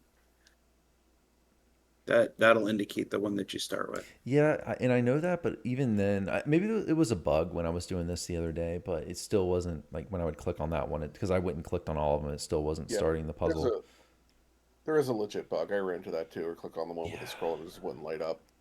But eventually, like if you keep following it, eventually they'll start lighting up. But yeah, there's still some cleanup. Mm-hmm. But as for myself, this was probably my favorite quest overall, the expansion, to run through on the first time, because it was just it's just all over the place. It was super awesome. But yeah, to farm this one or keep doing, like, this is the one I find myself wanting to skip the most in just completing the saga just for the end rewards, because it is extra long. It is, with all that up and down, it kind of takes forever. So this one Yeah, might be the worst to definitely. farm, but like story wise, it's, I think, my favorite. It's It's kind probably of the like Key to the longest. Mythal, where if you have multiple people and can split up, it's faster. Yeah, exactly. Because you go in and there's two different paths. You can do them simultaneously. So yeah, definitely one for groups. I mean, thematically and story wise, this is probably my favorite one. Just because of the whole thing with Zugat Moy trying to, you know, merge with Aramikos, to kind of take over the Underdark. So very Zugat Moyish, with the fungus and everything. I figured, it's platforming. Axel's going to be fine with it. Um, I'm playing Castlevania 3 on stream right now, or have been the past week too. yeah, So I'm in full but platforming mode. I like I like quests in the astral plane. Sometimes the light gravity is a bit of a pain, but um, I'm still waiting for that astral plane expansion personally. And Phalanx. I think we're gonna keep seeing it. So Oh, you and do one more fight. This is the one tidbit. you fight Zugmoy. Yeah, I forgot to write that down, but I Yeah, think yeah. it is.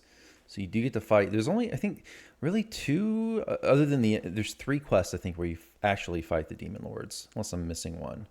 Because you got Zugmoy, and then you fight Baphomet, and then you fight Demogorgon in the last one. I think that's the last you actually get to fight directly. Yeah, it's Maybe like the you first. could kind of maybe count Fraz, Yeah, I was because gonna he's say Mhm. the sort of first. trapped Yeah, inside the gem. But Yeah, you the know, first you're not quest. fighting Fraz. You're just fighting his gem, I guess. But yeah. Uh, but He's a the backseat at the end driver of in this that quest, quest. he kind hmm of yeah, he's fighting through thralls. Um, but in the Fetid Wedding, though, my head canon is that after you go through with the monk's ascension, I think that's the avatar Jublex is actually Muck or a descendant of Muck, potentially, since Jublex reversed his fate. That's my head canon anyway, because it is actually the same type of ooze that appears in the Muck's original form, as opposed to the one in the pit, which is a arcane ooze instead of a normal pudding. I can't remember which pudding type he is, but I plan to ask Steelstar that on the 14th to see if he can confirm if it's the same one story wise. I mean, I would love to see actual Jublex, you know, with all the eyes, all the red eyes in the ooze. I bet we see Jubilex in the raid. I hope so. I think so too. There's no way a they're good going to chance, reference man. Jubilex this much and then not And, put it in the raid. and Orcus. We need Orcus in there Yeah, too. hopefully we get to see all of them. But it's weird. They almost don't even mention. They never mention Orcus at all. That's right? true. They don't. Any of Not the that content. I remember. No. Well, they And have some Jublex was items not that are rampaging. Orcus. No, but he does show up in the end fight, in the module. Yeah. So he just comes to the big battle. I mean, why mess around with small stuff? We are still missing a quest, so maybe he's in there. True. That's my strong theory is that's the Orcus quest. But Yeah. So for anyone who doesn't know, there is a 13th quest, not the raid, a 13th quest that's going to be added, which is non-saga. I assume they originally planned it to be in the saga, but they didn't get it done in time. That's what I would assume, but maybe not. Could be wrong, but we will see. Should be getting it on the 19th, I think. Cool. Yeah, so maybe Jublex is in there. And maybe won't be in the raid. What's the name of the quest? We have the name already. Raiding the Raiders. Yeah. Hey, with the name, I kind of doubt, but I don't think we're gonna get Jublex. I think that's gonna be the Orcus quest. Okay. That's my theory, but we'll see. We will see. All right, let's move on though to the next quest, which is stealing from Sorcerer. This one is the kind of stealth focused. Now you don't have to do it through stealth. You can completely ignore the stealth element. So you can do this through stealth or by just Leroy Jenkinsing your way through it. But there is a way to do this completely with stealth. You can go in and the different Drow students and professors have this little red aura you need to stay out of. There's also a few other ways you can also trigger the aggro, but I still have not completed this through stealth. I've tried and failed, I think 4 or 5 times. I'm not sure. There's a few things I'm doing. I don't know why, but there's been multiple times where I trigger the aggro and I wasn't in the circle. I didn't hit anybody. I don't know what's going on. But it is a really cool quest. I don't know if it still is. I did say initially I thought this was the best quest in the expansion, but then I found out there's a gather at the end, and that made my rating go down. Please, devs, remove the gather. Oh my gosh, there should never be gather unless your quest specifically calls for it, like something like a kind of a big deal in the 12 where it's literally remaking the quest around you, so you need to have it gather. Please don't. Someone goes AFK, someone's not paying attention, it hamstrings everyone from completing. It's really annoying. But I still think just by design, annoying, removing that, it's still, I think, the best design quest. It's a really cool quest. I like the twist they have with the Simon Says puzzle, where a lot of people have been complaining where they're saying, oh, it's going off or it's bugged and I don't see anything. No, it's actually not. There's a panel on the side behind you that's lighting up and you can't see everything from one angle. That's clearly intended because the NPC will even, if you look at the NPC, they'll even talk to you while you're trying to do the puzzle. The puzzle's optional, but if you do the puzzle, the NPC will actually talk to you and trigger you and tell you when it's going off. And even if you don't see the NPC, if you don't see anything going off, then you know it's the one button you can't see. I have one issue with it is that the lever is behind you. So you pull the lever and it triggers right away. So you always kind of miss the first rune. Yeah, you can turn while you're pulling the lever and still pull the lever. So that's just what I did. It pulls pretty fast. So you have to have your back selected, have your back face it, and then just pull it. I mean, you can target the lever, turn around, then pull the lever with the use key. So if you're still having trouble with the timing, annoying. It's still annoying. It's I agree. workable. They should put it next to the puzzle. They should do it. You can get around it, but it's when they made it in Lamania, the sound was actually coming up on the lever itself and not the tile. That's funny. But yeah, no. But at least talking about the gather, at least they put the gather at the beginning of the quest instead of the end.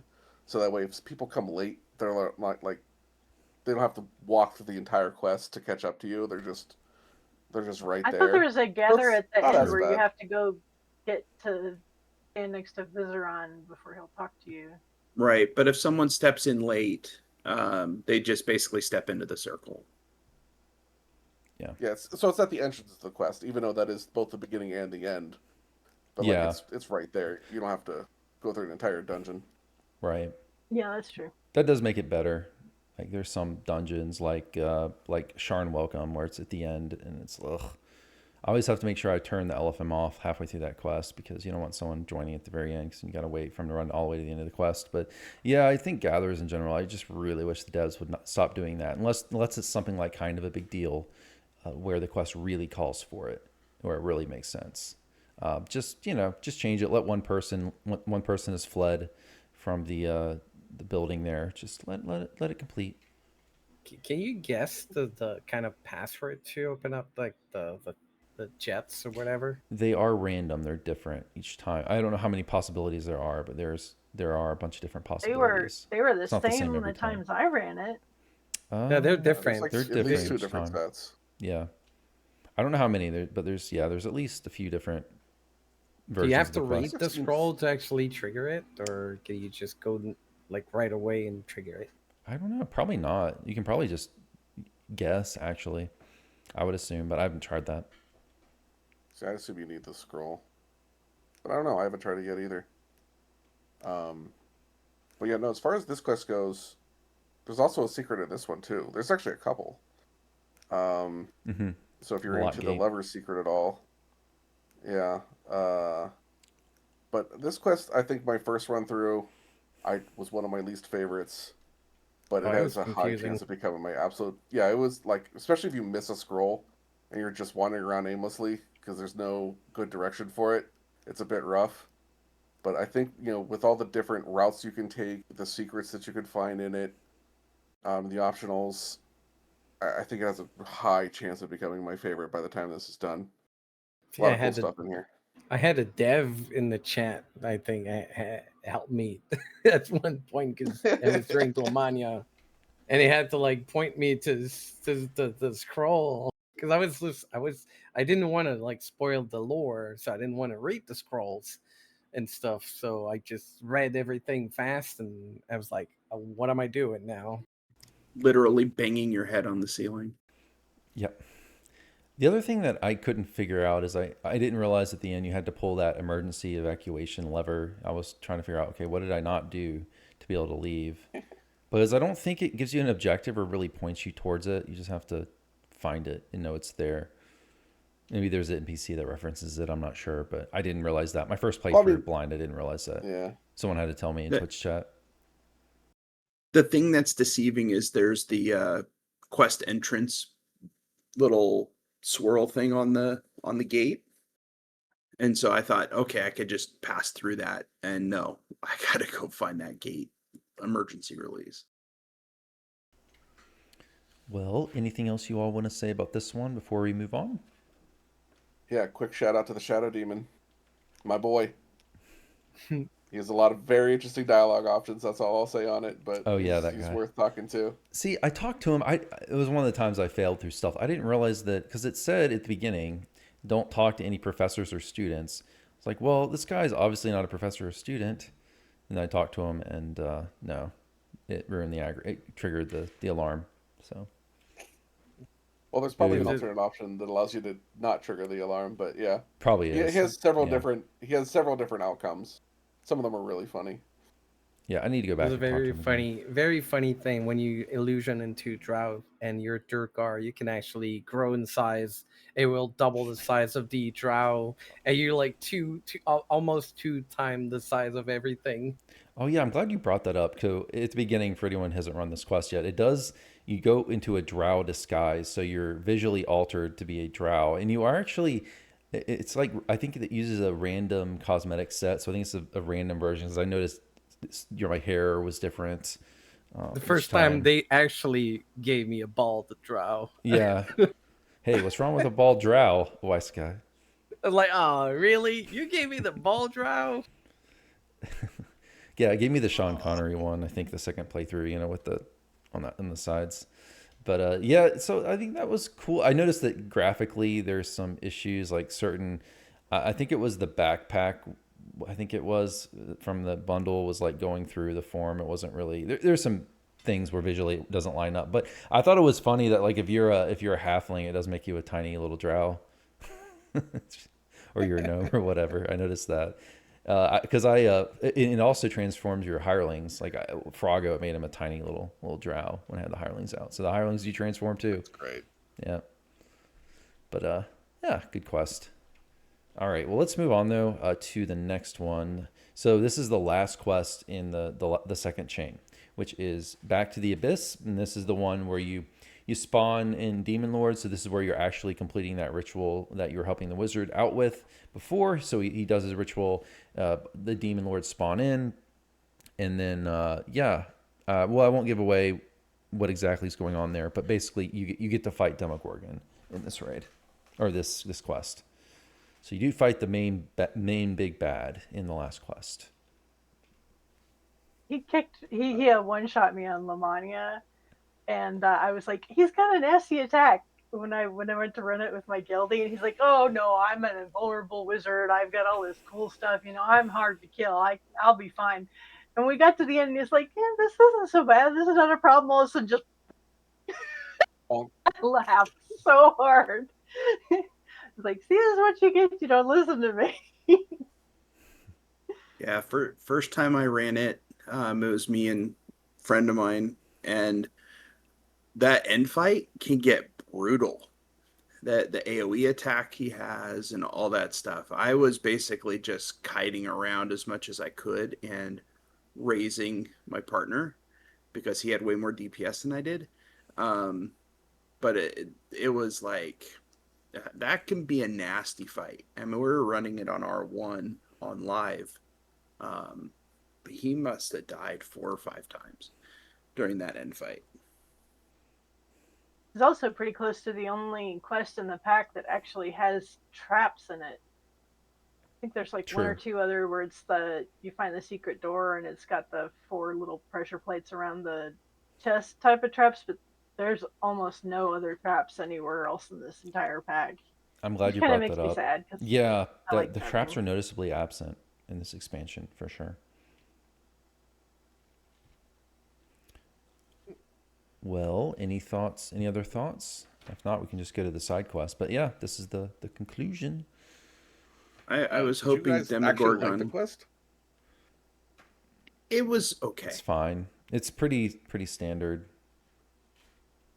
You find some buttons, you go forward. I don't know. Not My much one to- gripe about Demogorgon was that he didn't have the forked tail. Oh, okay. Oh, one thing I wish they don't let you jump down and get involved in the fight. I tried to do that so many times, trying to get down there. They They should just- have Well, done that's the what the thing ultimate like in raid's for, Creeping right? Death. I want They should to. have done like in Creeping Death, where if you jump down before Death Touch the ooze is finished doing his thing, Yeah, you just die. yeah. But you do get to see all the different demon lords, not just Demogorgon. You see all the demon lords in the pack here. I mean, just the ones that are in the pack. Excluding like Yeah, Jubilex, kinda. obviously. I don't know. I wish their fight was more involved with the quest itself. That's my biggest wish for this one, because they're just kind of down below. You can barely see them. Some of the smaller ones, and you're like, all right, well, it's a thing. So yeah, That's this the was. Sounds like you get I your had, wish. I had for the really, raid. really high hopes for this quest. Yeah, so I have really high hopes for the raid. I had such high hopes for this quest, so this was ultimately just like, man, it's not quite what I was wishing for. But like, as far as the quest goes, like, it's fine. But like, man, I wanted so much more from this one. Right, and it kind of goes back to where I wish Demogorgon was just the raid boss. Because it just, I don't know, it feels anticlimactic because no one's ever going to run these in story order anyway. So it's like, just doesn't feel as grand as it should.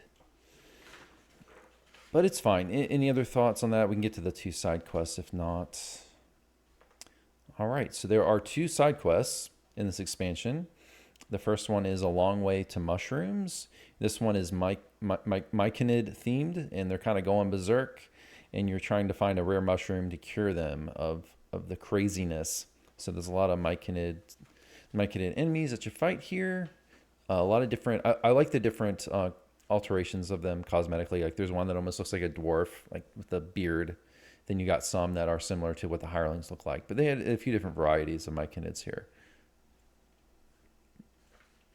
Any thoughts on this one? I mean, visually, it's one of the prettier ones. There's some stealth mechanics at the beginning. Like you don't have to. Hopefully, I'm thinking of the right quest, but you don't have to fight that first pack of mobs. You can go on the side. They kind of bring back that. That's Fetid Wedding. Is that Fetid Wedding? I'm sorry. Yeah. Okay. Forget what I said then. Okay. Well, I mean, this one does have an optional, the Decomposter. Oh, the that was just a great name. I'm like, Decomposter. What a great name for a myconid.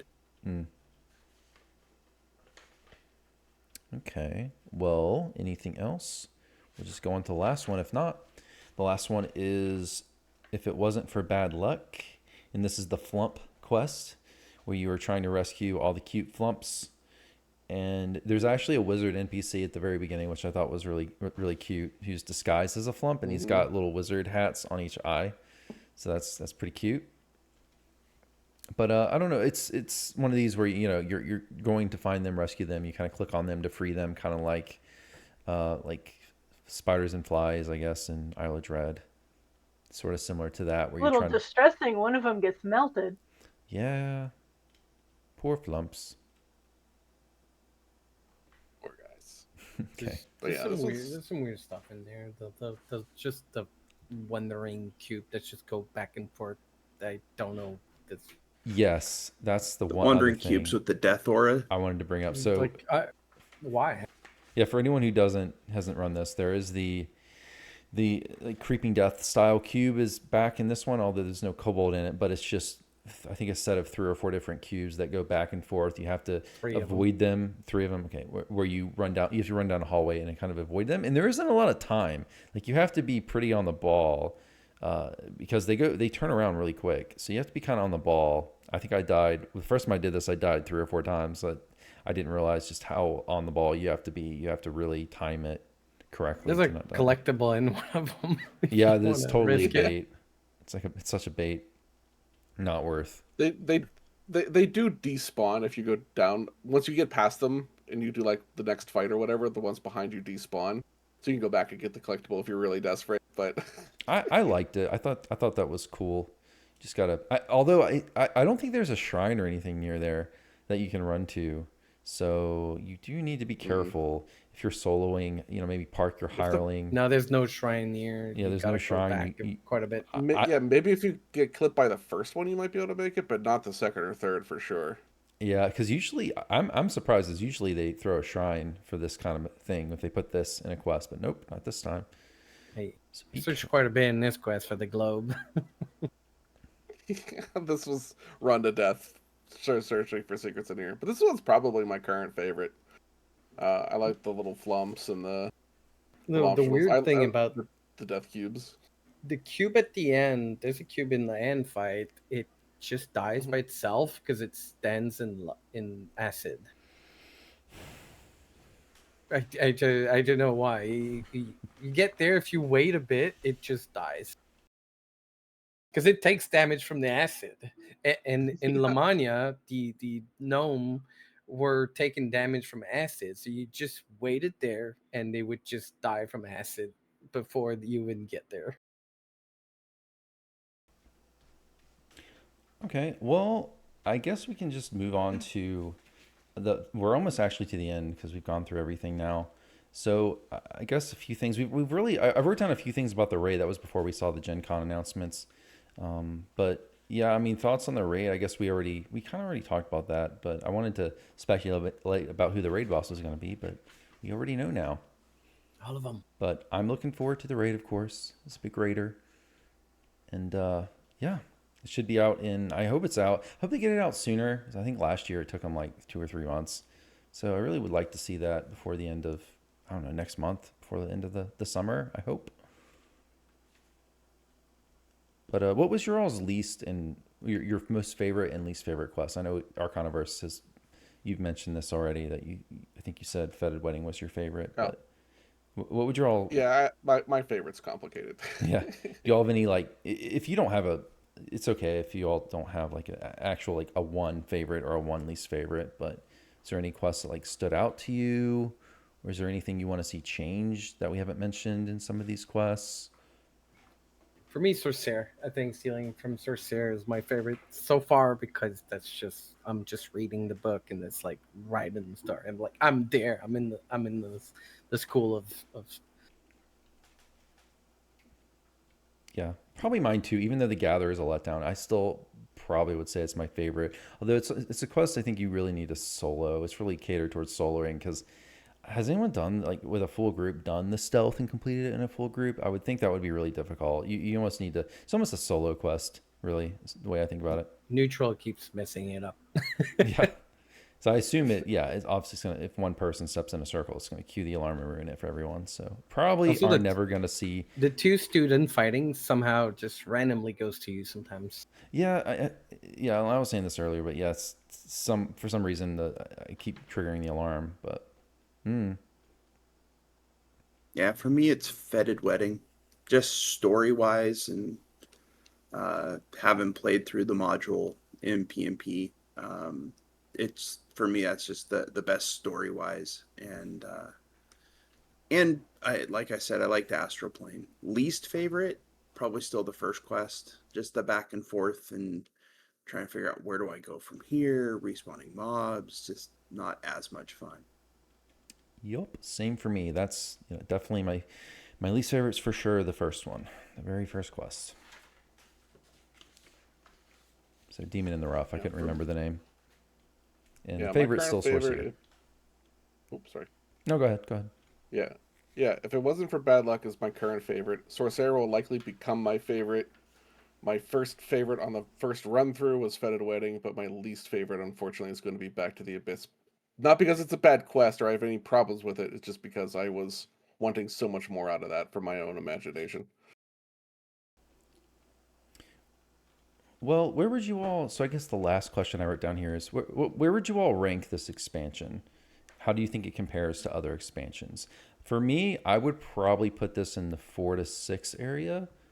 I think it's an above average expansion. I wouldn't put it. It's. I don't think it's as good as Mists of Ravenloft or Menace of the Underdark, but it has an argument for being in the top three, depending on how the rate is for me, because I have Isle of Dread at number three for me. So I think it's gonna be tough for it to beat Isle of Dread for me, just because the raid was so good. So it's probably gonna fall in the 4 to 6 area there, kind of on the same level as say like Feywild and Sharn for me. But what about you all? Where do you all put this as of now? I mean, obviously it could change over time, and we haven't seen the additional non-saga quests either, so it could go up. So for me, this is definitely the best expansion we've had since Isle of Dread.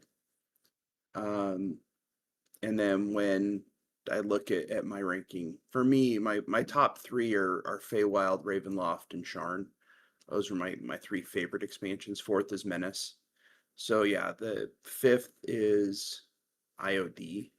So this might be better than IOD, but it's in that 5-6 range for me as well in terms of my favorites. For me, it's I, pretty close to the top, just because the wilderness is so pretty. Hey, that's fair. Yeah, it's That's so fair. good. I put Yeah. it very high because not just because of story quests and stuff, the amount of stuff that we got from this expansion, level 36, crafting, just everything around it, the number item, I put it really, really, really high. Like, probably 9. Yeah, it's definitely. I think it's definitely top five for me. I have a hard time sussing out between. It's like Isle of Dread's my top for me, but because of the secret, that was game changing for me. But then like I really loved the Feywild and the Fey Twisted chests. That was a very fun moment for me. And Ravenloft is up there as well. So like at I think it's at worst fourth for me.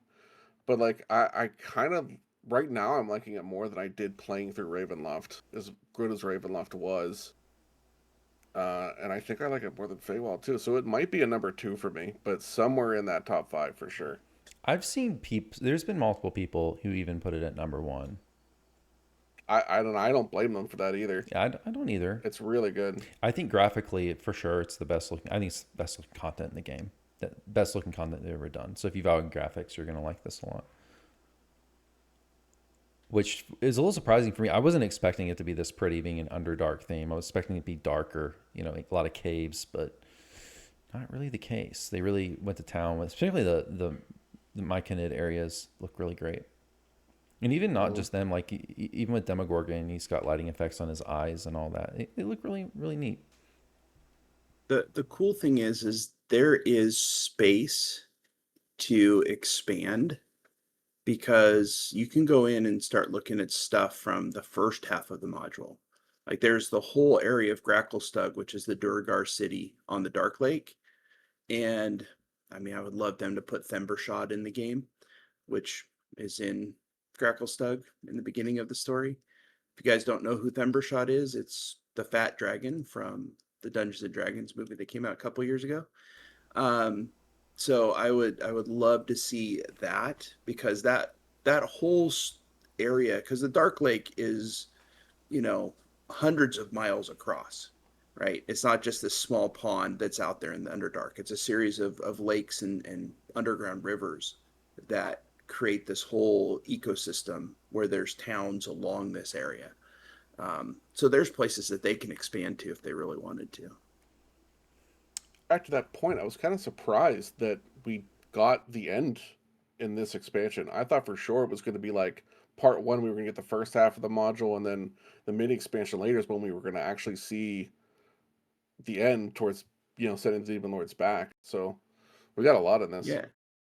The first half of the module is tough though, with all the NPCs, because you're escaping from the Drow prison camp, right? You have all these NPCs with you, and then you're making your way out. So it'd be a little bit tougher to translate, I think, into D&D or DDO. The second half, though, is much more, this is your small party and, going forward. I just want to butt in just for a second and say, if anyone has any questions about anything in Twitch chat, please post. We can talk about whatever you all want. It doesn't have to necessarily be related to the expansion, but I just wanted to have an open Q&A section at the end for anyone in Twitch chat. You all can go ahead. Green shirts equals, yeah, that's why we all wore green shirts, 3 of us. It's because of the slime mechanics, yes. Now I feel bad I bluish. didn't wear a green shirt. Yeah, me and It's Psycho Blonde match. bluish. It was not intended. I mean, my computer is green though. Yeah, well, I thought your shirt looked more blue to me. Why, Sakai? It's teal. Is it teal? Okay. teal-ish. Well, Woqued has a question. Woqued asks, what are you looking for most in the raids? Secrets, specific type of loot, an epic fight, a complex layout, simplicity, ease of access, a wild story? For me, I want to see a more complex raid. The thing for me is I just want to see more scope in the raid. I just want there to be more to it. Like I want there to be multiple phases. I want there to be fighting sections, but also some puzzle sections and some sections that require the party to work together. I really think the best. See, that's why I wish the expansion had 2 raids, like they used to have 2 raids. Like I think that was perfect, because we could have one really complex raid for more of the hardcore raiders, then we could have one raid that's more puggable, it's maybe more hack and slash or more simple. But with only one raid in the expansion, I think it kind of has to be deep and complex, and then maybe the more pug-friendly raids they can do outside expansions, or maybe with revamped versions of older raids. But yeah, that's what I'm hoping for. I want a real in-depth raid for sure. So I'm going to look at summarize. another raid at the end of the hardcore thing, like we did for the lanterns. I hope so, but I'm not expecting it, because I almost think we got Den of Vipers, because I don't know this for sure, but I got the impression that was intended to be the raid boss for Myth Janor, and they didn't finish it on time. I don't know if that's true, but that was the impression. I guess they had it left over, and then they put it out in a raid. I don't know if that's true, but That was always my impression. So I think to summarize Axel's thoughts, more Curse of Strahd and less Fire over Morgrave. Exactly. Less relentless. Because I thought relentless, while it's fine, it's kind of fun to run. It's just there's just nothing to it. Is my main problem with that raid. Just the boss beatdown. It's just That's it. yeah, and the map just feels like not epic enough. I think it really adds to it too if it has its own music track.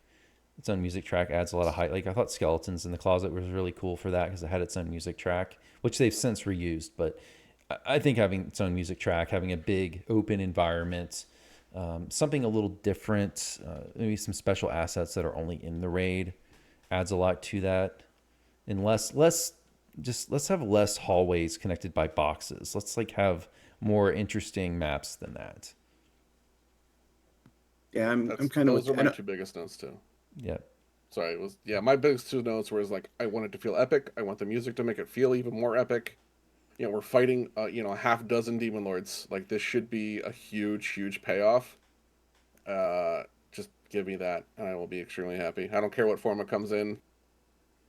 Just make it feel epic, and I'll be happy. Yeah, I don't raid a lot, but I'd like to see something that requires coordination, something that requires, some actual thought rather than just beating down something for an extended period of time. Puzzles, I'm not too big on puzzles and raids personally. But yeah, something that requires the team to actually work together and communicate is what I would like to see in a raid, and For sure. an epic fight. Like Arcaniverse said, we're fighting several demon lords, right? This is not a small event. This is like a world changing type of event where you have all these demon lords rampaging through the Underdark fighting each other. In the fight, So let's have the an fight epic needs to be fight. epic, but the fight shouldn't be the whole raid. You need to have build up to the fight with a phase or two beforehand.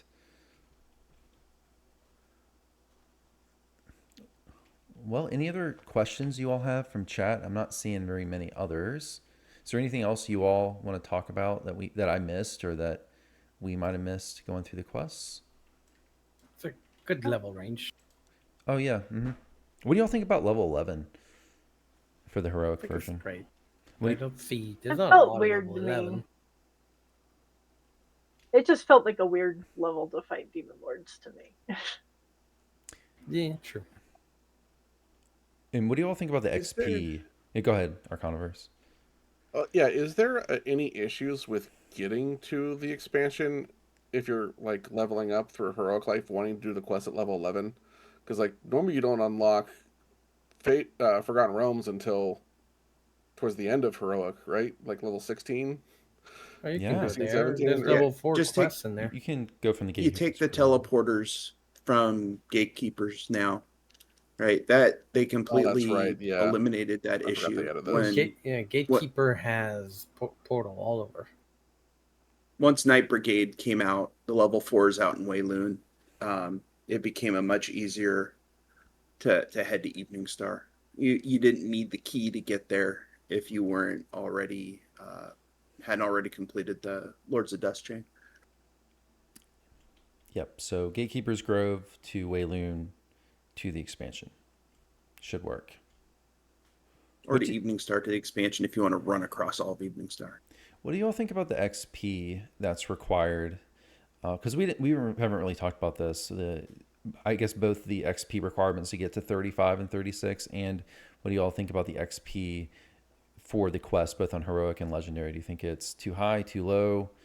Because I know with Lamortia, that was one complaint. People thought the XP wasn't quite good enough for it to be worth running. I've not run them yet on heroic, so I don't know. I think if you run them on like just Reaper 1, I think you don't get enough XP to level 34 to 35. It is a lot of XP. I just hit 35 after running the quest. I think I did first run on Elite, second run on R10, and third run on R4. And I think I just got to 35 when I was about 2/3 of the way through my third run of the chain. I did have an XP pot going for the Kinda R10 run, cheated though. it. Yeah, it's not the quest chain itself isn't enough to get you, through a full level. But I don't know if there's any expansion that really gets you through a full level at that amount of XP that's needed, right? I didn't have an issue with the like the legendary XP was okay. It was similar to other quests in that legendary range. Um, Heroic, I think was okay. It is better than Dragon's Hand for sure.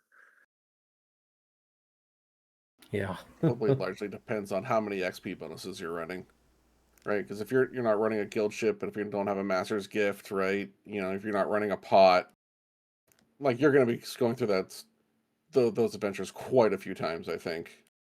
I expect at some point down the road they'll do like an XP rebalance like they did when they started doing epic reincarnations, right? Because like getting to 30 was a huge slog to try and do that repeatedly life after life. So I'm hoping they'll do that again for legendary at some point. Because right now the XP is geared towards, well, we don't want you to cap out right away. We want you to have to explore the content, even if you're on max XP bonus. So hopefully later down the line will get better. And at least for now, we don't have to re-level, so you only have to level from to 36 once.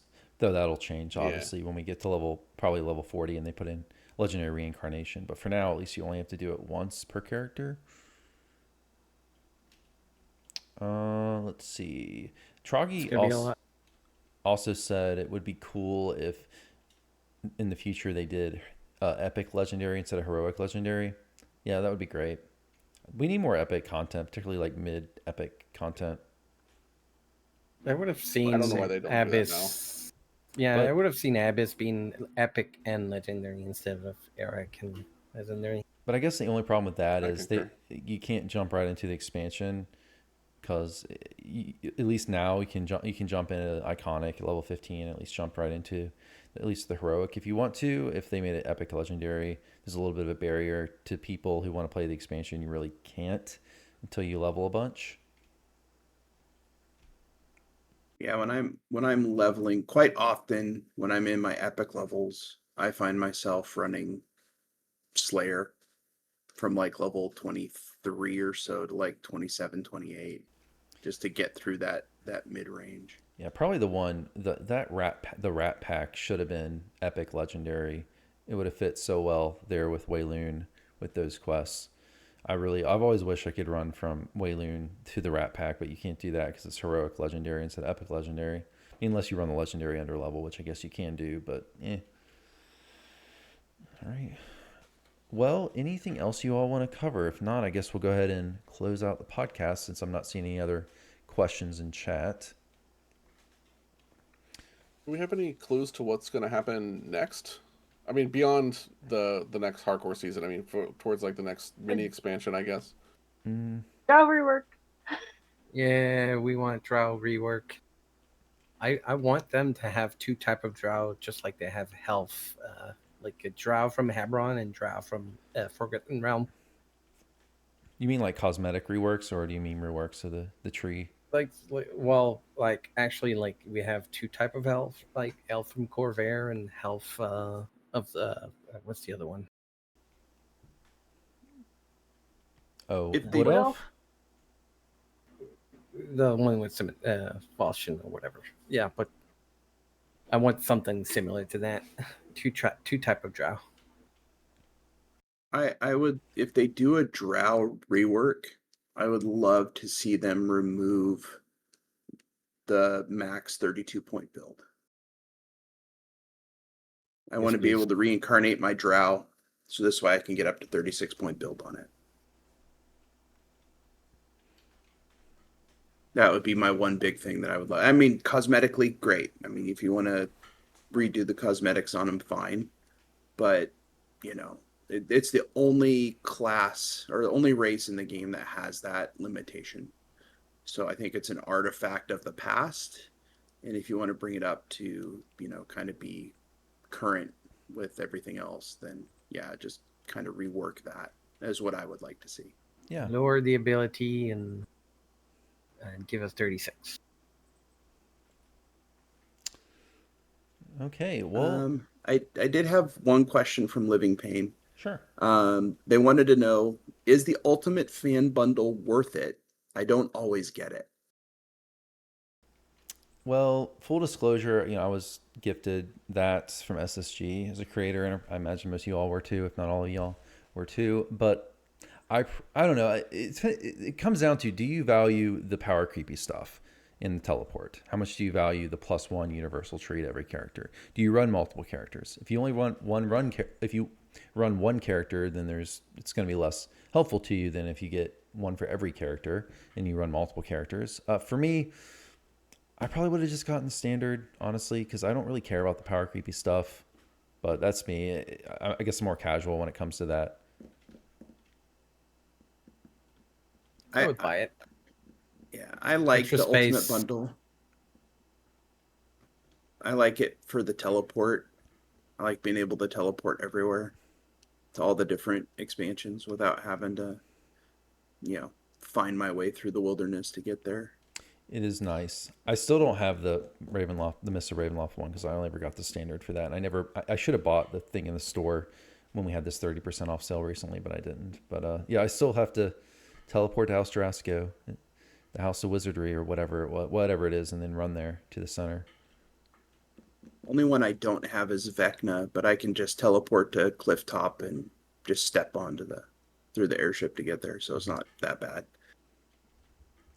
Yeah, and Big T in chat also mentions that if you want to support the game, yeah, for sure. A lot of it too is, do you want to?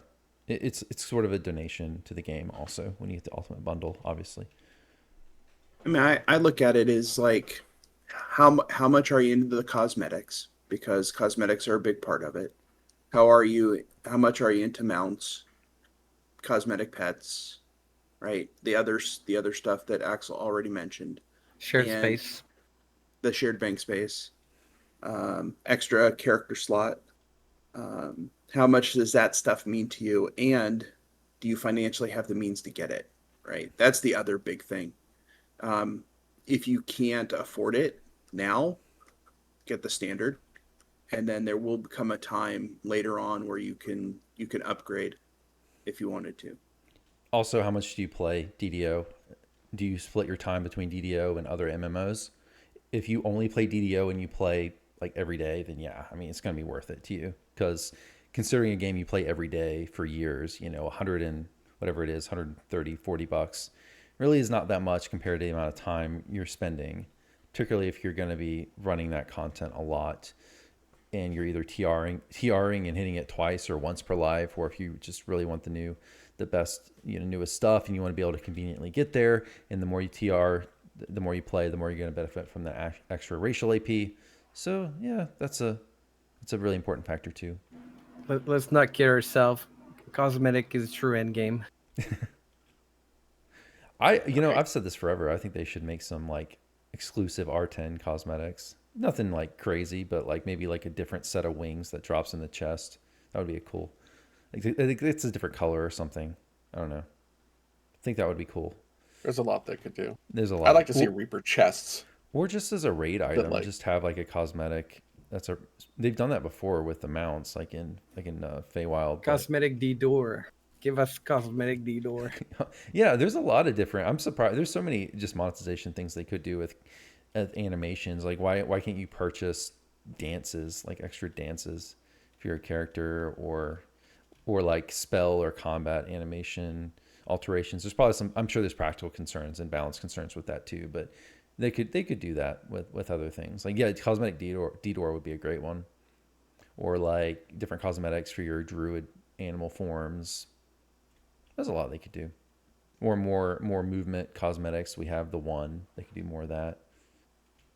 Different bear types. You can be a grizzly. You could be a brown bear. Yeah. Owl bear. I want to be an owl bear. Panda. Please. Be a panda bear. Yeah, panda. Yeah. So I think I know the answer to this question, but Living Pain asked, does the racial point stack with the one from the store? I'm pretty sure it does, right? Because they're coded as racial. It's a universal. The universal point. And yes, it always right. It stacks. Yeah, they always stack. Yeah. But even if they're a racial one from a different expansion, it should stack because it's like racial point Lamortia or racial point, Mithranor, whatever Those are the ones have racial universal points. ones. The racial Racials one was go a 1, 2, plus 3. 3, actually. The last one that we got was literally plus 3.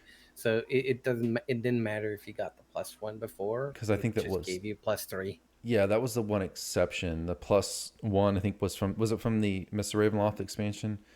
I think it was one of the bundles there. But yeah, where's one of the expansions where I think the +3 just kind of didn't stack. It just went, but generally it will. If it says like parentheses, Lamortia, parentheses, whatever, name of the Demogorgon, it'll stack. But they've been, the racial ones, I guess that situation it did not. But mostly they do. And if you have a question about that, it usually says it on the pre-order page, or the wiki will have it. Okay, well, I think that's going to be it for the podcast today. If you all want to go around the table here and just plug yourself and what you do and your content, go for it. Archonverse. Right, yeah, no, as we said before, I typically stream DDO on Fridays at 6 p.m. Eastern. I'll have actually an interview with Steel Star on August 14th. We're going to be talking about the Slime Secret, so you want to make sure you check that out. And of course, thanks, Axel, for having me on, man. Appreciate you. Yeah, thanks for coming. Thanks for donating your time. And Nomad, you want to plug your stuff? Sure. All right. Nomad Dog. You guys can find me at twitch.tv/Nomad Dog. I usually stream on Wednesdays and Friday nights starting at 6:30 p.m. Hawaii time. That is 9:30 Pacific, 12:30 a.m. Eastern. That is until the time changes, and then it'll change for you folks, but not for me because we do not change our clocks here, unlike the rest of the country. And then I can also be found at youtube.com/@NomadDogGaming, as I occasionally put up some videos up there about different stuff. And yeah, that's pretty much it. But Axel, thank you again for having me on. Yeah, man. God, I don't know how many times now. I think it's about 12. I always appreciate it. Especially, if anyone doesn't know, Nomad lives in Hawaii, so he has to get up. He gets up extra early for these. So, yeah, Psycho Blonde, you want to go next? If you have anything you want to plug. You have anything? Or no, Guild my website. stuff generally ends up on the wiki. Okay, but yeah, if you all don't I'm know not Psycho really Blonde, yeah, Psycho Blonde does all the maps in the wiki for those y'all who use those. Fantastic work. Appreciate your work. Yeah, appreciate your work so much. Thank you. Yeah, makes life easier for all of us. Yes. Mm-hmm. Sakai, you want to go last? Yeah. This week is very special because I'm on actual vacation, so I'm streaming all week. Actually Tuesday I'm gonna be streaming 24 hours. If you want to see me struggle for a bit, else stream Wednesday to Sunday on twitch.tv/YSUKAI. The last thing I want to say for anyone who doesn't know, the podcast does go up afterwards to my YouTube channel, so Axel's DDO channel, and also it goes on Spotify. So you can find Axelcast on Spotify if you'd rather listen on Spotify. Last thing I want to do is just thank my Patreon supporters, Vav Snyder and Brian Rasmussen, and all of my guests here today. So I will see you all for the next podcast. Y'all have a good rest of your day. Later.